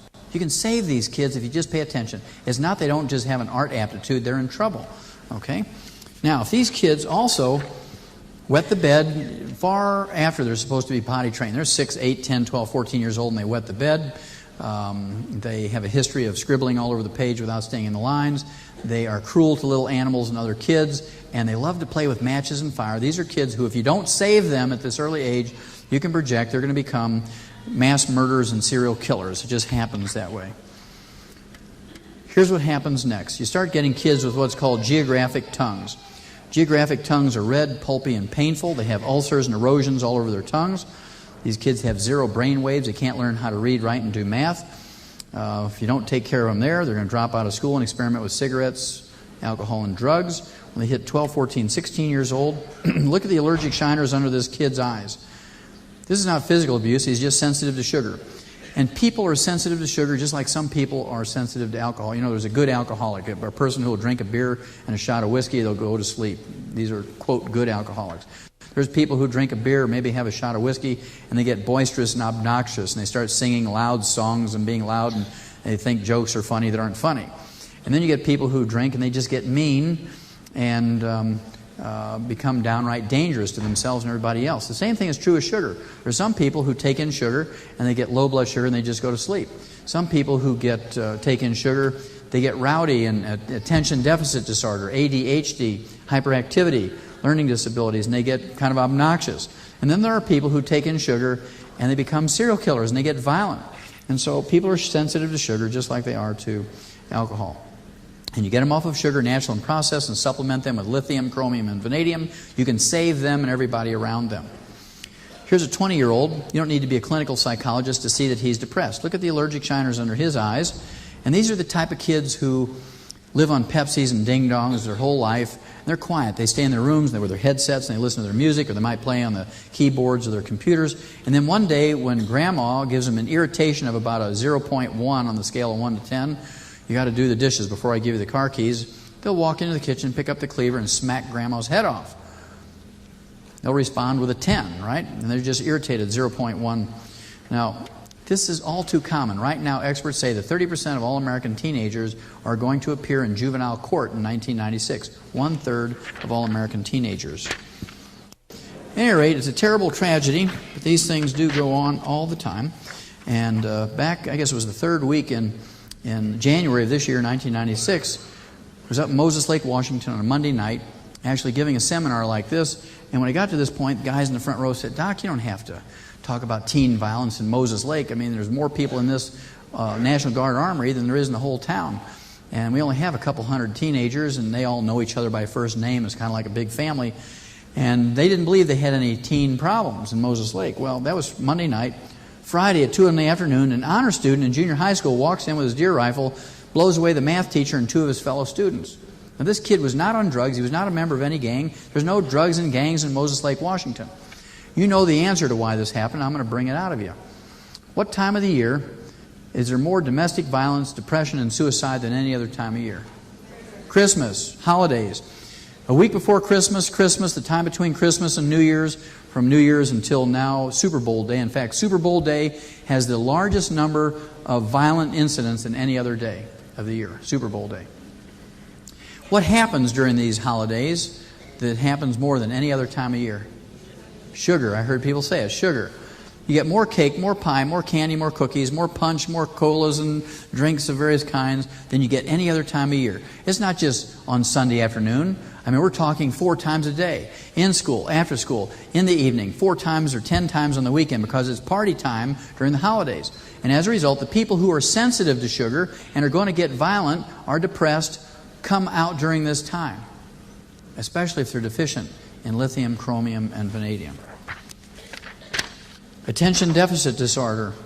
Another one of those physician-caused diseases because physicians say sugar is okay. It's better to have Ritalin than sugar. You can have both. You know, if you're good, you can have sugar and Ritalin. Well, if you take someone who has ADD or ADHD, attention deficit disorder or attention deficit hyperactivity disorder, regardless of age, whether they're 2 or 6 or 8 or 15 or 25 or 40, and take them off of all sugar, natural and processed, and supplement them with all 90 nutrients, paying special attention to make sure that they get lithium, chromium, and vanadium. 98%, I can't use the cure word, but 98% will get 100% better. Now, the whole family has to do the same thing. You can't be guzzling Cokes and eating donuts and expect a 6-year-old or an 18-year-old to give it up. The whole family has to change and eat the same way for the benefit not only of that child, but for the whole family, because if something goes wrong, the whole family is in trouble. Now, this little gal here, 300 years ago, would have been a vampire or a werewolf, and her own villagers would have burned her to death at the stake. Maybe the village elders would have killed her by driving a wooden stake through her heart. You may remember her as Susan Smith, the mother who drowned her 2 sons from Union, South Carolina. And we learned a lot about her during her trial. Number 1, she tried to commit suicide twice during high school. A lithium and chromium deficiency. Nobody said to her, "Susan, give up all sugar, natural and processed. We're going to give you some lithium, chromium, and vanadium." They didn't even give her any Prozac. All they did was give her a hug and say, "Susan, everybody loves you, and if you get depressed again, let everybody know, and we'll talk you out of this suicide thing." 2 years after graduating high school, she went further into her depression. They diagnosed her as being a manic depressive, and they put her on Prozac at that time. Nobody took her off of sugar and supplemented her with any lithium, chromium, and vanadium. And 2 years later, when her boyfriend realized how wacky she was at that time, tried to disengage and break off from her, and he used the kids as a foil purposely because most single mothers, when put to the test, you have to give up your kids if you want me to stay with you because, I'm not big enough to handle these kids. Every time I look at those kids, I see another man. He says, "You got to give up those kids." And most women would say, "Well, you're out of here, you bum. I'm not going to give up my kids. If you don't take the package deal, you don't get anything." But she didn't do that. The night before she drowned those 2 boys, she went from telephone to telephone, pay telephone to pay telephone in the parking lots of the 7-Elevens in Union, South Carolina. And she tried to call this guy because she figured out a way to make everybody happy. She remembered a little incident that happened to her when she was 6 years old. And it goes like this. When she was 6 years old, she had 6 kittens, and she wanted to keep them all. She loved them all. But her daddy said, "Hey, we can only afford to take care of 2, so you got to give up 4. And he took 4 of them out of her arms and put them into a sack with a brick and tied the sack and threw them into a pond and drowned them. He said, now that was painless. Didn't hurt those kittens. And they're happy because they're in heaven with God. And God's happy because those kittens are with Him. And you're happy because you get to keep 2 instead of none. And I'm happy because I don't have to feed 6. I only have to feed 2. And she remembered that story, and she said, well, I can make everybody happy here. I'll just drown those 2 boys, and it'll be painless, and they'll be happy because they'll be in heaven with God, and God will be happy because they're in heaven with them, and I'll be happy because I get my boyfriend, and he'll be happy because he gets me without the kids. Nobody took her off of any sugar, natural process, or supplemented her with any lithium, chromium, or vanadium. One more tragic story here, and then we'll get into the summary slides, and then we'll open up for questions, see if there's any health challenges you want to talk about. This kid here, I could have picked out from his coloring projects when he was 4 years old, guaranteed. We call him the Willy Wonka serial killer. Now, how many of you have ever seen the movie Willy Wonka and the Chocolate Factory? Raise your hand. Yeah, pretty fun little movie. We call him the Willy Wonka serial killer. When he was 4 years old, he was caught on the shoulder of a little state highway in Indiana, HH, eating roadkills, like hard taco shells. I mean, we used to call these things sail cats. They were run over so many times they were dry, you could use them like Frisbees, right? Talk about pica and cribbing. I mean, he was eating roadkills at age 4. When he was 7 years old, he was thought to be part of a satanic cult because he was twisting the heads off his neighbors' chickens and nailing them to the door jambs, cutting the heads off their dogs and cats, putting them on pikes, and planting them in front of their yard. Cruelty to little animals. He wet the bed until he was 12 years old. When he was 13 years old, he was a full-blown alcoholic. He'd sit in class and drink beer cans and crunch them and disrupt the class, but his teachers were terrified to kick him out of class because he threatened to burn their house down. He loved to play with fire. All right? Now, because he was such a threatening kid, they gave him straight A's and graduated him a year early out of high school. Moved him right along. He then joined the Army and became a medic because he had such good grades. They made him a medic and encouraged him to apply to medical school. The only reason he did not get into medical school was he was being treated as an alcoholic in the Army. He said, hey, you dry out, apply to medical school again, we'll take you. Well, after 3 years, the Army kicked him out as being a hopeless alcoholic. He moved up to Milwaukee, lived with his grandmother, and he worked in a chocolate factory for 4 years. And he ate chocolate for breakfast, lunch, and supper because it was free to employees. He used his minimum wage paycheck to buy alcohol and drugs at night. And in 4 years, when that chocolate didn't hold this horrible craving he had anymore, he killed, dismembered, and ate parts of 17 human beings. Jeffrey Dahmer. Nobody told him anywhere along his life to give up sugar and supplement with lithium, chromium, and vanadium. All they did was say, now, Jeffrey, it's not nice to kill, dismember, and eat people. We require 90 essential nutrients, 60 minerals, 60 minerals, 16 vitamins, 12 essential amino acids, and 3 essential fatty acids. And fortunately, for the thousands of years we've been around, we haven't had to think about this too much as human beings because our food plants, our grains, fruits, vegetables, and nuts, take carbon dioxide from the air and manufacture long carbon chains. And many of these long carbon chains are vitamins, amino acids, and fatty acids. And this is where this myth came from. You can get everything you need from your 4 food groups because plants do manufacture a certain amount of vitamins, amino acids, and fatty acids. But we've tried this experiment for 100 years or 200 years, and we've learned if you eat the 4 food groups and don't supplement, you can live to be an average of 75.5, about half of what we're genetically capable of. So I sat down one day and I said, well, how much of these grains, fruits, and vegetables and nuts do you have to eat every day to live to be over 100? And I calculate you need 6 cups each of 15 different plant groups. Grains, fruits, vegetables, and nuts to get enough vitamins, amino acids, and fatty acids to live to be over 100. That's 90 cups a day. It's a full bushel. Now you have 2 problems if you want to do that. Number 1, you have a capacity problem. If anybody in this room can eat a bushel of anything, I'll give you a $100 bill. Number 2, if you eat a bushel of fruits and vegetables every day, guess where you're going to spend most of your life? You guessed it, you're going to be on that little house pot, going through about 10 rolls of Charmin a day. You'll only be able to work with a laptop computer and a cellular telephone because you're not going to be able to go anywhere else. So even though it is theoretically possible to get all the vitamins, amino acids, and fatty acids you need from eating your 4 food groups, you can only expect to get 75.5, give or take, sometimes 80 years, sometimes 65 years, but on the average, 75.5. If you want to live to be over 100 and be healthful, you have to take in supplements of vitamins, amino acids, and fatty acids. Now, minerals are a different story. Plants cannot manufacture minerals. The only minerals that you find in plants are those that are in the soil in which they're grown. Plants will take up minerals out of the soil. And the reason why we're in trouble in America is for the last 100 years we've used a simple fertilizer, NPK. Nitrogen, phosphorus, potassium. We did on our farm People still do today, and they will for the next 1,000 years, use the simple fertilizer NPK because it gives the farmer the maximum yield in terms of tons and bushels per acre. Farmers are paid for tons and bushels. Nobody gives a farmer any type of tax incentive or cash incentive to make sure that you get all 60 essential minerals. It's your responsibility. Farmers only generate tons and bushels per acre. That's what they do, and they do a very good job. We know that it only takes 5 to 10 years to deplete the nutritional minerals out of our farm soils. And we've been using NPK for 100 years. So, you don't have to be a rocket scientist to figure out that there's a deficit there. U.S. Senate Document 264 says there's no longer any nutritional minerals left in our farm and range soils. And as a result, the crops that are grown there are minerally deficient. As a result, the animals and people who eat these minerally deficient crops get mineral deficiency diseases, and the only way to prevent and cure them is with mineral supplementation. That's U.S. Senate Document 264. Now, to me, the scary thing about U.S. Senate Document 264 is that it was written and published by the U.S. Senate in 1936. 60 years ago, this information was known. 60 years ago. This is not yesterday's news. It's 60 years old. This is the time at which we began to put vitamins and minerals and trace minerals into animal feeds to make up the deficit. Unfortunately for human beings, we got wonder drugs at the same time. We got sulfa drugs in 1936. We got penicillin in 38, cortisone in 42, and everybody was led to believe if we give medical research enough money and enough time, they'll find a wonder drug to fix everything. You just need to eat your 4 food groups and run around willy-nilly and everything will be all right. One of the studies that fascinated me in Rio in 1992 at the Earth Summit was this study here, where they compared the amount of minerals in our farm and range soils compared to what was in there 100 years ago. African farm soils are 74% depleted. Asian farm soils are 76% depleted. European farm soils are 72% depleted. South America is 76%. The United States and Canada, North America is 85% depleted.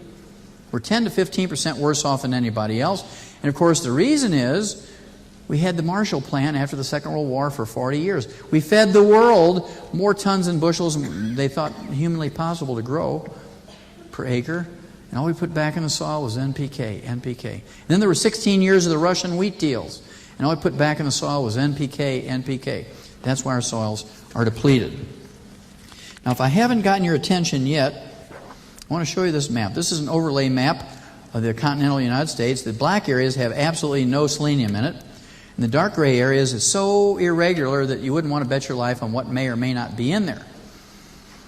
So if you go to a farmer's market on the weekend or you have your own garden, what's the chances of you having enough selenium in your food to live to be 100 without supplementation? 0. Every farmer knows about this and they put it in their animal feeds. Do you think animals just need it and not people? Okay. Let's look at 2 minerals before we wind it up. Let's look at calcium, the number 1 mineral in the body. Your body contains more calcium than any other mineral. 147 different diseases if you're deficient in calcium. I'm just going to go over the top 10 with you. Osteoporosis, everybody knows about that. Today, it's the number 10 killer of adults over the age of 65. Remember, 75% don't live 90 days. You get complications from those fractures. It's a horrible disease in terms of human misery and dollars spent. $35,000 to have a hip replaced. Get them both replaced is $70,000. If that's uncomplicated. If it's complicated and have all kinds of problems, it might be $100,000, $200,000. Now, as a terrible disease as osteoporosis is in human beings, we don't have osteoporosis in animals. That's because farmers have a lot of common sense. Let's say a farmer out here has 100 head of cattle in his pasture and no calves this year, calls the vet out and he says, "Hey, Doc, I'm in trouble. I haven't had any calves this year, can't repay the operating loan.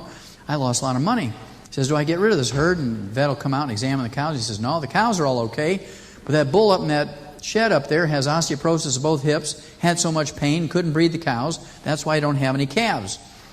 He says, as a result, he said, "What I want you to do is give me $70,000. I'll give that bull 2 new hips, and next year you'll have some calves." Now, a farmer being very practical would say, "Now stand over here, Doc," and he whips out his deer rifle and boom, blows away the bull. And while the kids are cutting the bull up into hamburger and roast and steaks, the farmer said, "Now, Doc, for $70,000, I can get a new bull every year for 70 years. I wasn't going to spend that kind of money on that old bull. But every once in a while, we get one we'd like to keep because he throws good calves. Can we prevent this osteoporosis thing?" And the vet will say, "Well, sure. You want to prevent it, all you got to do is take 10 cents every day in the pellets worth of calcium, 10 cents worth of calcium every day in the pellets of those calves when you wean them off the cow, and you won't get osteoporosis. And the farmer says, no, wait a minute. We can prevent a $70,000 to $100,000 vet bill simply with 10 cents a day worth of calcium. He says, yep. The farmer says, well, since I don't have Blue Cross Blue Shield, major medical, hospitalization, Medicare, Medicaid, or Hillary to watch out for those calves, I got to pay for this out of my own pocket. He says, I'm going to do the 10 cent a day calcium thing. That's why we don't have osteoporosis in animals. Receding gums. Dentists and dental hygienists will tell you to floss and brush after every meal. If you believe that receding gums can be prevented or cured by flossing and brushing, I have some oceanfront property in Idaho I'd like to sell you, because you're an easy sell. Now, as a veterinarian, I've literally seen hundreds of thousands of animals. Rats, mice, rabbits, dogs, cats, sheep, pigs, horses, cows, lions and tigers and bears, and they don't floss and they don't get receding gums. Now, they do get funky breath because they don't floss, but they don't get receding gums. Now, the reason why we don't get receding gums in animals is because we've dealt with the osteoporosis thing. If you have receding gums, regardless of your age, whether you're 12, 15, 20, 25, 30, 40, 50, 60, 70, 80, it doesn't matter. If you have receding gums, loose teeth, gingivitis, pyorrhea, periodontitis, bridges or plates, you have osteoporosis of the face or jaw bones. You see this 20 to 50 years before you can recognize osteoporosis in the large bones of your arms, legs, hips, pelvis, and vertebrae. So if you have any of these problems, you have osteoporosis of the face and jaw bones. Arthritis. 85% of all arthritis is wear and tear arthritis. 85% of all arthritis is wear and tear arthritis. Osteoarthritis, degenerative arthritis, ankylosing spondylitis. And of course, this is the type of arthritis that can be prevented, and you might get 100% better if you use Dr. Wallach's pig arthritis formula, which is made up out of a liquid multiple. It's made up out of a liquid multiple, plant-derived, that has 72 colloidal minerals in it. We'll talk about colloidal minerals in just a second. And a liquid multiple, and the gelatin we talked about, either Knox or Willamette Valley gelatin, either a half ounce or the 12 capsules, and 5 ounces of the calcium-enriched Minute Maid orange juice. All that together makes up Dr. Wallach's pig arthritis formula, and taken faithfully twice a day, you have every honest expectation of getting significantly better, or maybe even 100% better.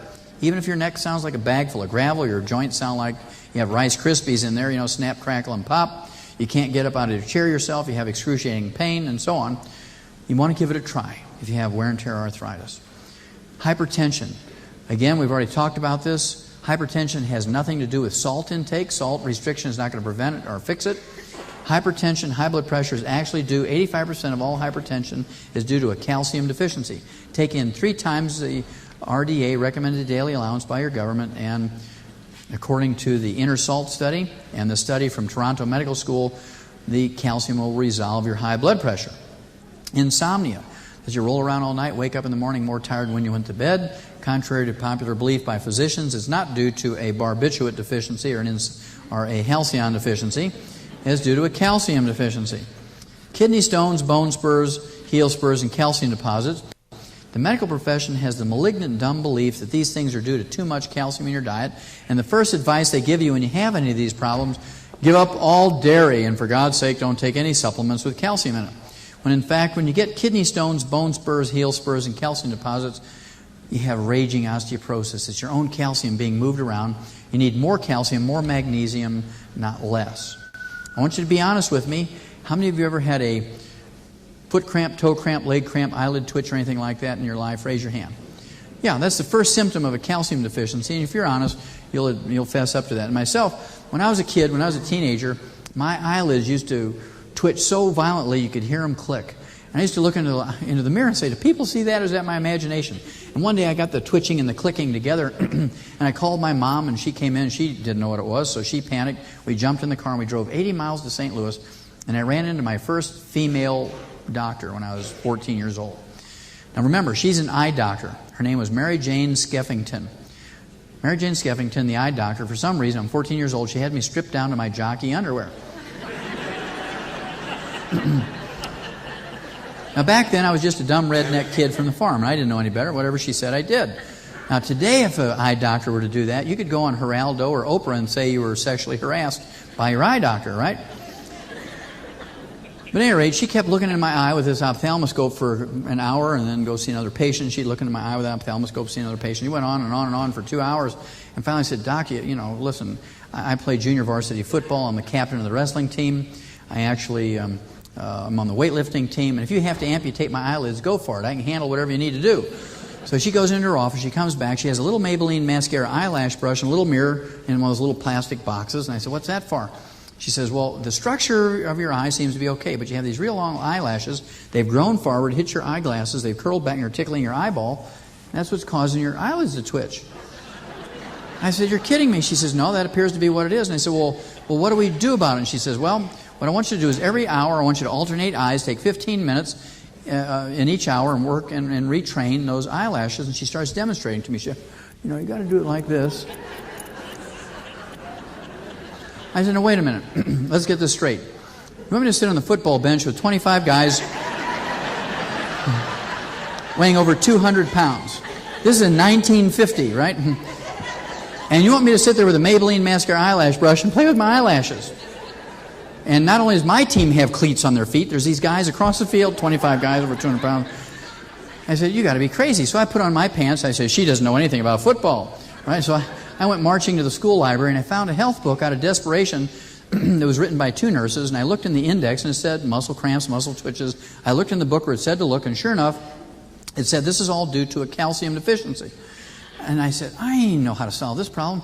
I know where we have some calcium. It's in the calf pellets in the barn. So I ran to the barn and I started filling all my pockets and my pants and my shirt and my jacket with calf pellets. And the next day at school, everybody else is eating M&Ms and jelly beans. Old Wallach is eating calf pellets because the alternative was the Maybelline mascara eyelash treatment. So I was motivated. Now, in 4 to 5 days, all those cramps and twitches went away. So when I was 14 years old, I knew that doctors didn't know anything about nutrition, and that eye doctors perhaps should go back to school and learn some anatomy because they didn't know where the eyes were. PMS, premenstrual syndrome. The University of California, San Diego came out 6 years ago and said that 85% of the emotional and physical stuff of PMS can be relieved, prevented, and cured. They're using the cure word, not me, by tripling your intake of calcium over and above the RDA. Now, low back pain, that's a pretty common thing, low back pain. How many of you, either yourself or have known somebody that had a disc surgery for back pain and still had pain or more pain after the surgery? Raise your hand. Isn't that amazing? Almost 40-50% of the people in the room. Now, Harvard Medical School is getting the same feedback, and they said there's something wrong with this picture. We're doing these heroic disc surgeries to relieve pain, and 50% of the people are still having pain.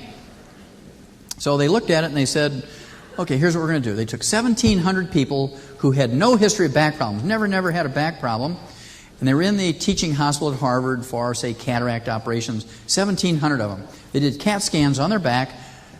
85% of those 1,700 people had bulging, degenerative, and ruptured disc. And Harvard Medical School 8 months ago came out and said, if anybody gets a disc operation for back pain, it's medical fraud, because disc problems do not cause back pain. Disc problems can cause tingling, numbness, and paralysis, but not back pain. When you have low back pain, you have cramps and spasms of the large muscles of your back. You can have subluxations or malalignments of the vertebrae. You can have bone spurs, calcium deposits, arthritis, osteoporosis, but not disc problems. If you have any of these top 10 problems, you want to try Dr. Wallach's pig arthritis formula before you elect to have any surgery. Don't be like the average American who spends between $25,000 and $250,000 and undergoes 5 to 10 surgical procedures for nothing more than the top 10 calcium deficiency diseases in America. It's really a terrifying thing that people can be talked into that. Okay.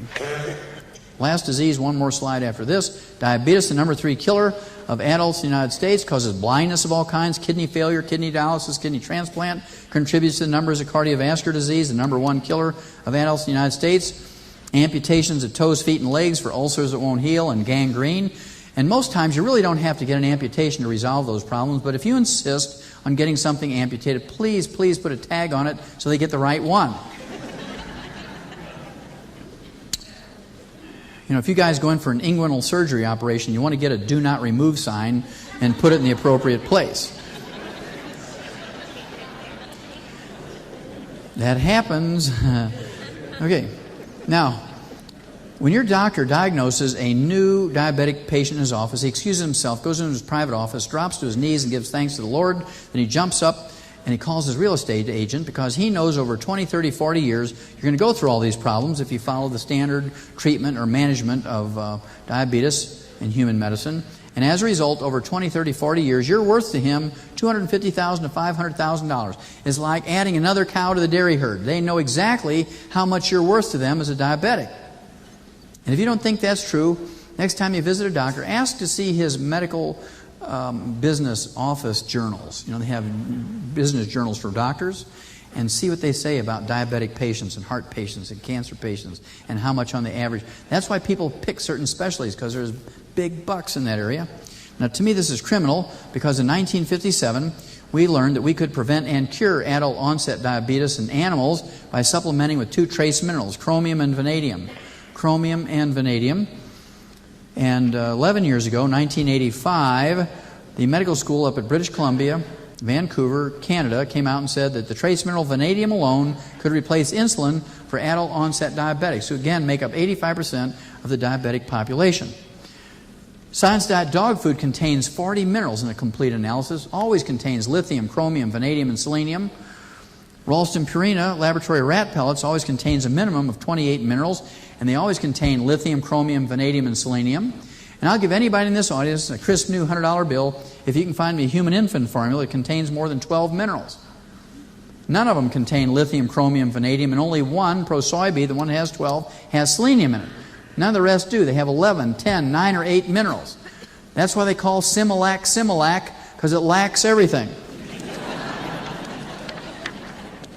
Now, if I've convinced you that minerals and nutrition are important to preventing disease and adding health and longevity to your life, you have to be responsible for this, because your doctor doesn't get 30 seconds worth of clinical nutrition in their medical school. And as a result, this is a blind spot for them. It's something they never consider when a person comes in with a health challenge. They never consider this aspect of the disease.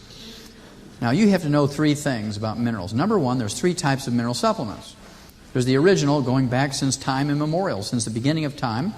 There's elemental or metallic minerals. These are things like limestone, oyster shell, eggshell, seabed minerals, coral calcium, things like clays of various types. Tums is a modern version of it. 8 to 12% availability to animals and people. We're not designed to consume ground up rocks, if you will, to get our minerals. Have you ever wondered why people dread being 50 years old? Why the whole population of the world suddenly falls apart when they hit 50. You know, the teeth get loose, the hair goes, whatever you got left is gray, low back problems, high blood pressure, sugar in your urine, interest in sex goes away. Everybody dreads the big 5-0, right? Well, the reason is our ability to absorb these elemental types of minerals precipitously drops to 3 to 5%. About 3 years ago, a guy in Grand Rapids, Michigan, jumps up in the back of the room and says, "Hey, Doc, now I know what I see in my porta potty business." I said, "What do you see in your porta potty business?" He said, "Well, when we clean those things out and disinfect them so we can use them again, we find hundreds and hundreds of vitamin pills that come through people." I said, "Come on now, how do you know they're vitamin pills?" He said, "Well, it's easy. They say Theragram M, 1 a day, Centrum, and Centrum Silver right on the coating. So next time you're on the pot and you hear plop, plop, clink, clink, it's not poker chips coming through there. It's them pills." Are there any chiropractors in the audience tonight? Any chiropractors? Any chiropractors? Raise your hand so I can see. Well, I can't see any, huh? Okay, well, the reason why I ask that is because chiropractors take spinal x-rays. And when a chiropractor takes a spinal x-ray, guess what he sees? He sees all these pills lined up. And if a person tends to be constipated, those pills line up like little boxcars waiting to come out. Come on, let me out! Let me out, they want to get through. Now, a lot of people say to me, "Doc, listen, you know, are you kind of fibbing to us a little bit here, pulling our leg? I mean, I've taken 2,000 milligrams of calcium every day for 20 years. I take 1,000 milligram, 2 of those 1,000 milligram tablets every day for 20 years, and I still have insomnia, foot cramps, toe cramps, high blood pressure, bone spurs, heel spurs, arthritis, loose teeth. My neck sounds like a bag full of gravel." And I say, "What kind do you take?" And they'll say calcium carbonate, calcium gluconate, calcium lactate. And that's the problem. Because out of 1,000 milligram calcium lactate tablet, 86% or 860 milligrams is lactose or milk sugar. Only 14% or 140 milligrams is elemental or metallic calcium. And let's not use these complicated numbers up here for absorption and usability. Let's take 10% of the 140 milligrams. It's an honest number, and also it's easy math. 10% of 140 milligrams is 14 milligrams. So if you take 2 of those 1,000 milligram tablets a day of calcium lactate or calcium carbonate or calcium gluconate, you're not getting 2,000 milligrams of calcium. You're getting 2 times 14 or 28 milligrams. To get enough calcium, to get 2,000 milligrams of usable calcium from a calcium lactate 1,000 milligram tablet, you have to take 30 of those with each meal. You have to take 90 a day. That's almost a full 100 tablet bottle. And at the cheapest, the $5 bucks a bottle, it's $150 a month just for calcium. You got 59 more minerals, 16 vitamins, 12 essential amino acids, and 3 essential fatty acids to go. So this is not an efficient way financially to take in minerals, because you got all these other nutrients to deal with. Plus you got the plop, plop, ding, ding factor, And additionally, you're going to develop another physician-caused disease if they tell you to take this type of calcium. You're going to develop what I call BNF disease. BNF disease stands for belching and farting. If you take in 90 capsules of anything a day, you're going to develop BNF disease. You're going to sound like an elephant out in the woods with a horrible belly problem. And you know you got it when your spouse has to throw a canary in the bathroom to see if it's safe to go in there.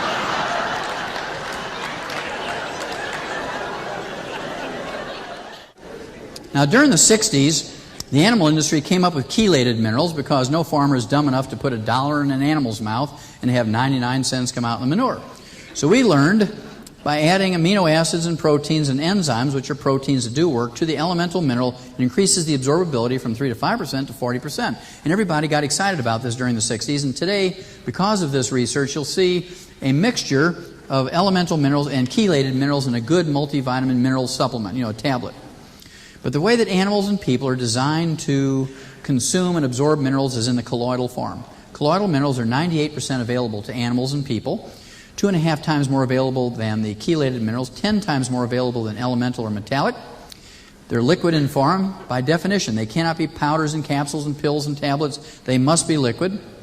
Small particle size. They're 7,000 times smaller than a red blood cell, and they're negatively charged. It's one of the unique things about a colloidal mineral is they are all negatively charged, and as you know, like charges repel. So between being a small particle and they repel each other, they stay in suspension forever as long as you don't let the water evaporate.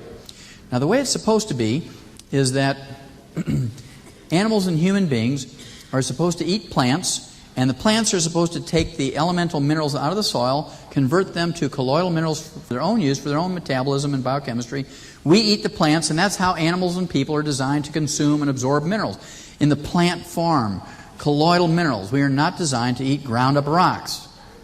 Unfortunately, U.S. Senate Document 264 in 1936 says there's no more minerals left in our farm and rain soils. Unfortunately, in 1992, the Earth Summit in Rio says there's no more minerals left in our farm and rain soils, and plants cannot manufacture minerals. If there's no minerals in the soil, they cannot convert these minerals to colloidal minerals, and they cannot manufacture minerals. Now, what about these long-lived cultures that were written up in the National Geographic in January of 1973? What was special about them? Is it genetic?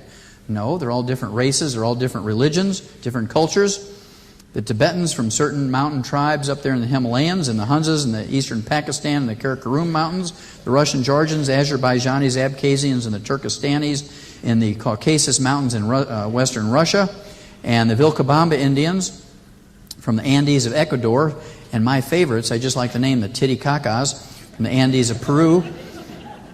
What could possibly be a common denominator between all these peoples? Well, there are two. Number one, even though they're different religions and different races, they were all persecuted people. They were all victims being chased by the king's men or bandits or whatever, and they chose to live in what would be called the bad lands of their country. I mean, horrible, nothing, no soil, nothing but rock. And just out of the throw of the dice, nothing that they thought about, they picked places to live in that had 60 to 72 minerals in the parent rock of the mountains they chose to live in.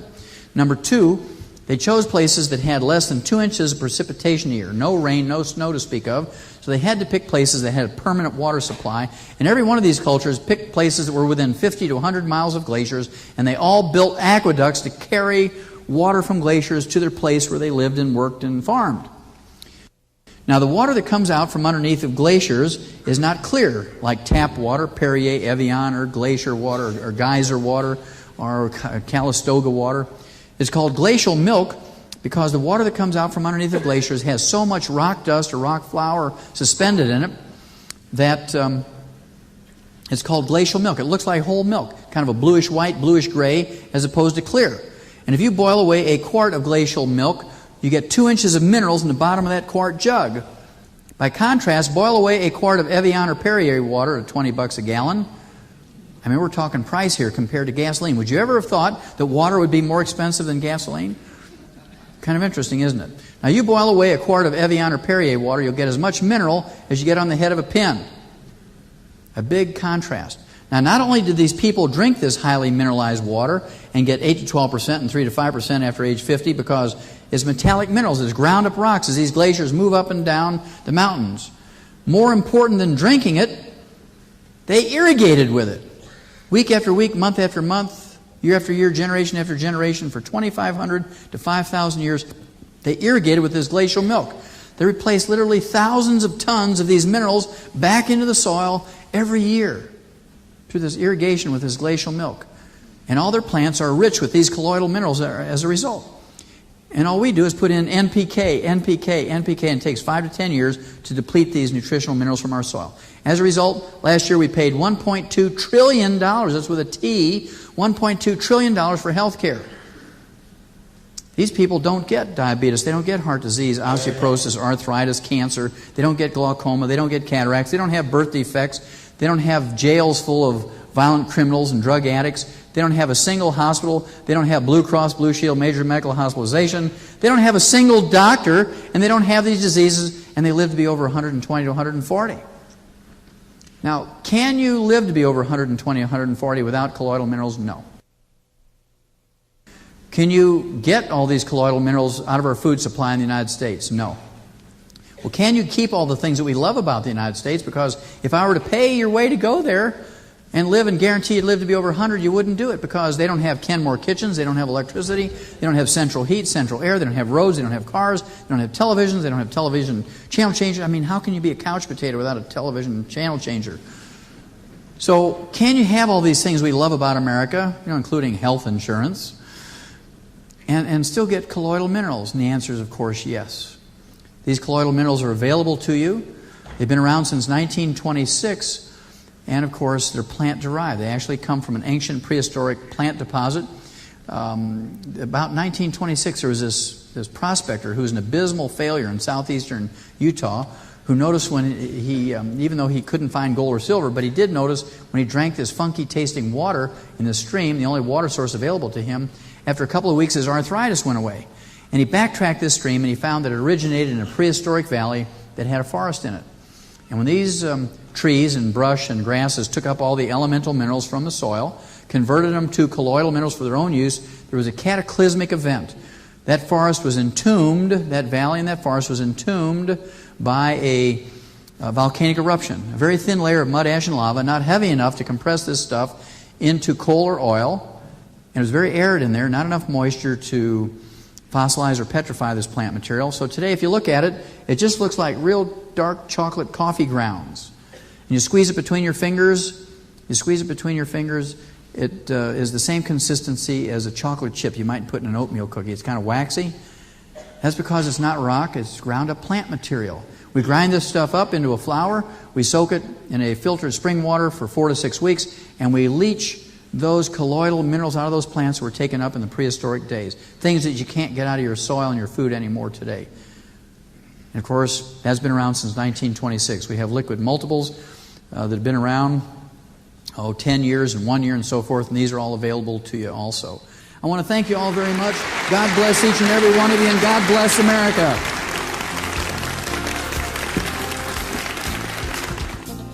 It shocks most people when they learn that we need 90 essential nutrients.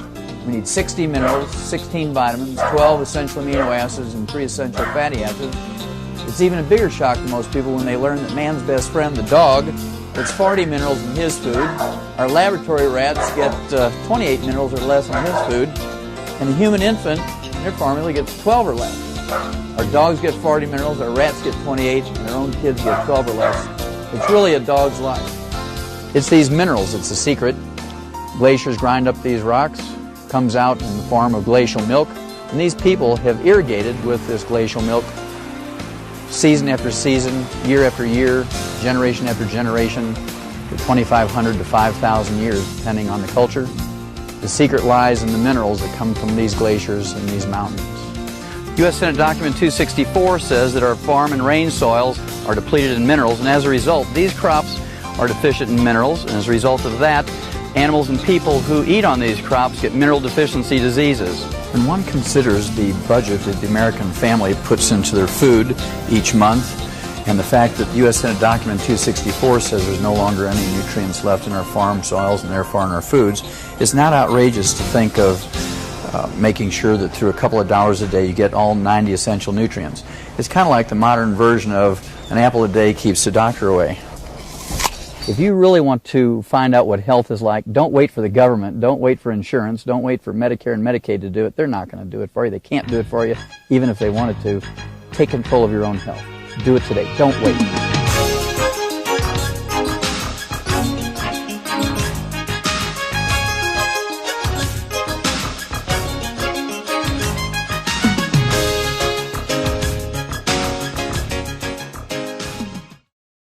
Thank you for viewing this presentation, and remember to contact the person that sent this to you. For more presentations and books that go into greater detail, go to docwallachmedia.com. And be well. These statements have not been evaluated by the FDA. These products are not intended to diagnose, treat, cure, or prevent any disease. The opinions expressed in this informational program are the express opinions of Joel D. Wallach, B.S., DVM, ND, are not a replacement for proper medical advice and treatment. In all cases, we recommend you contact your physician directly regarding any medical conditions.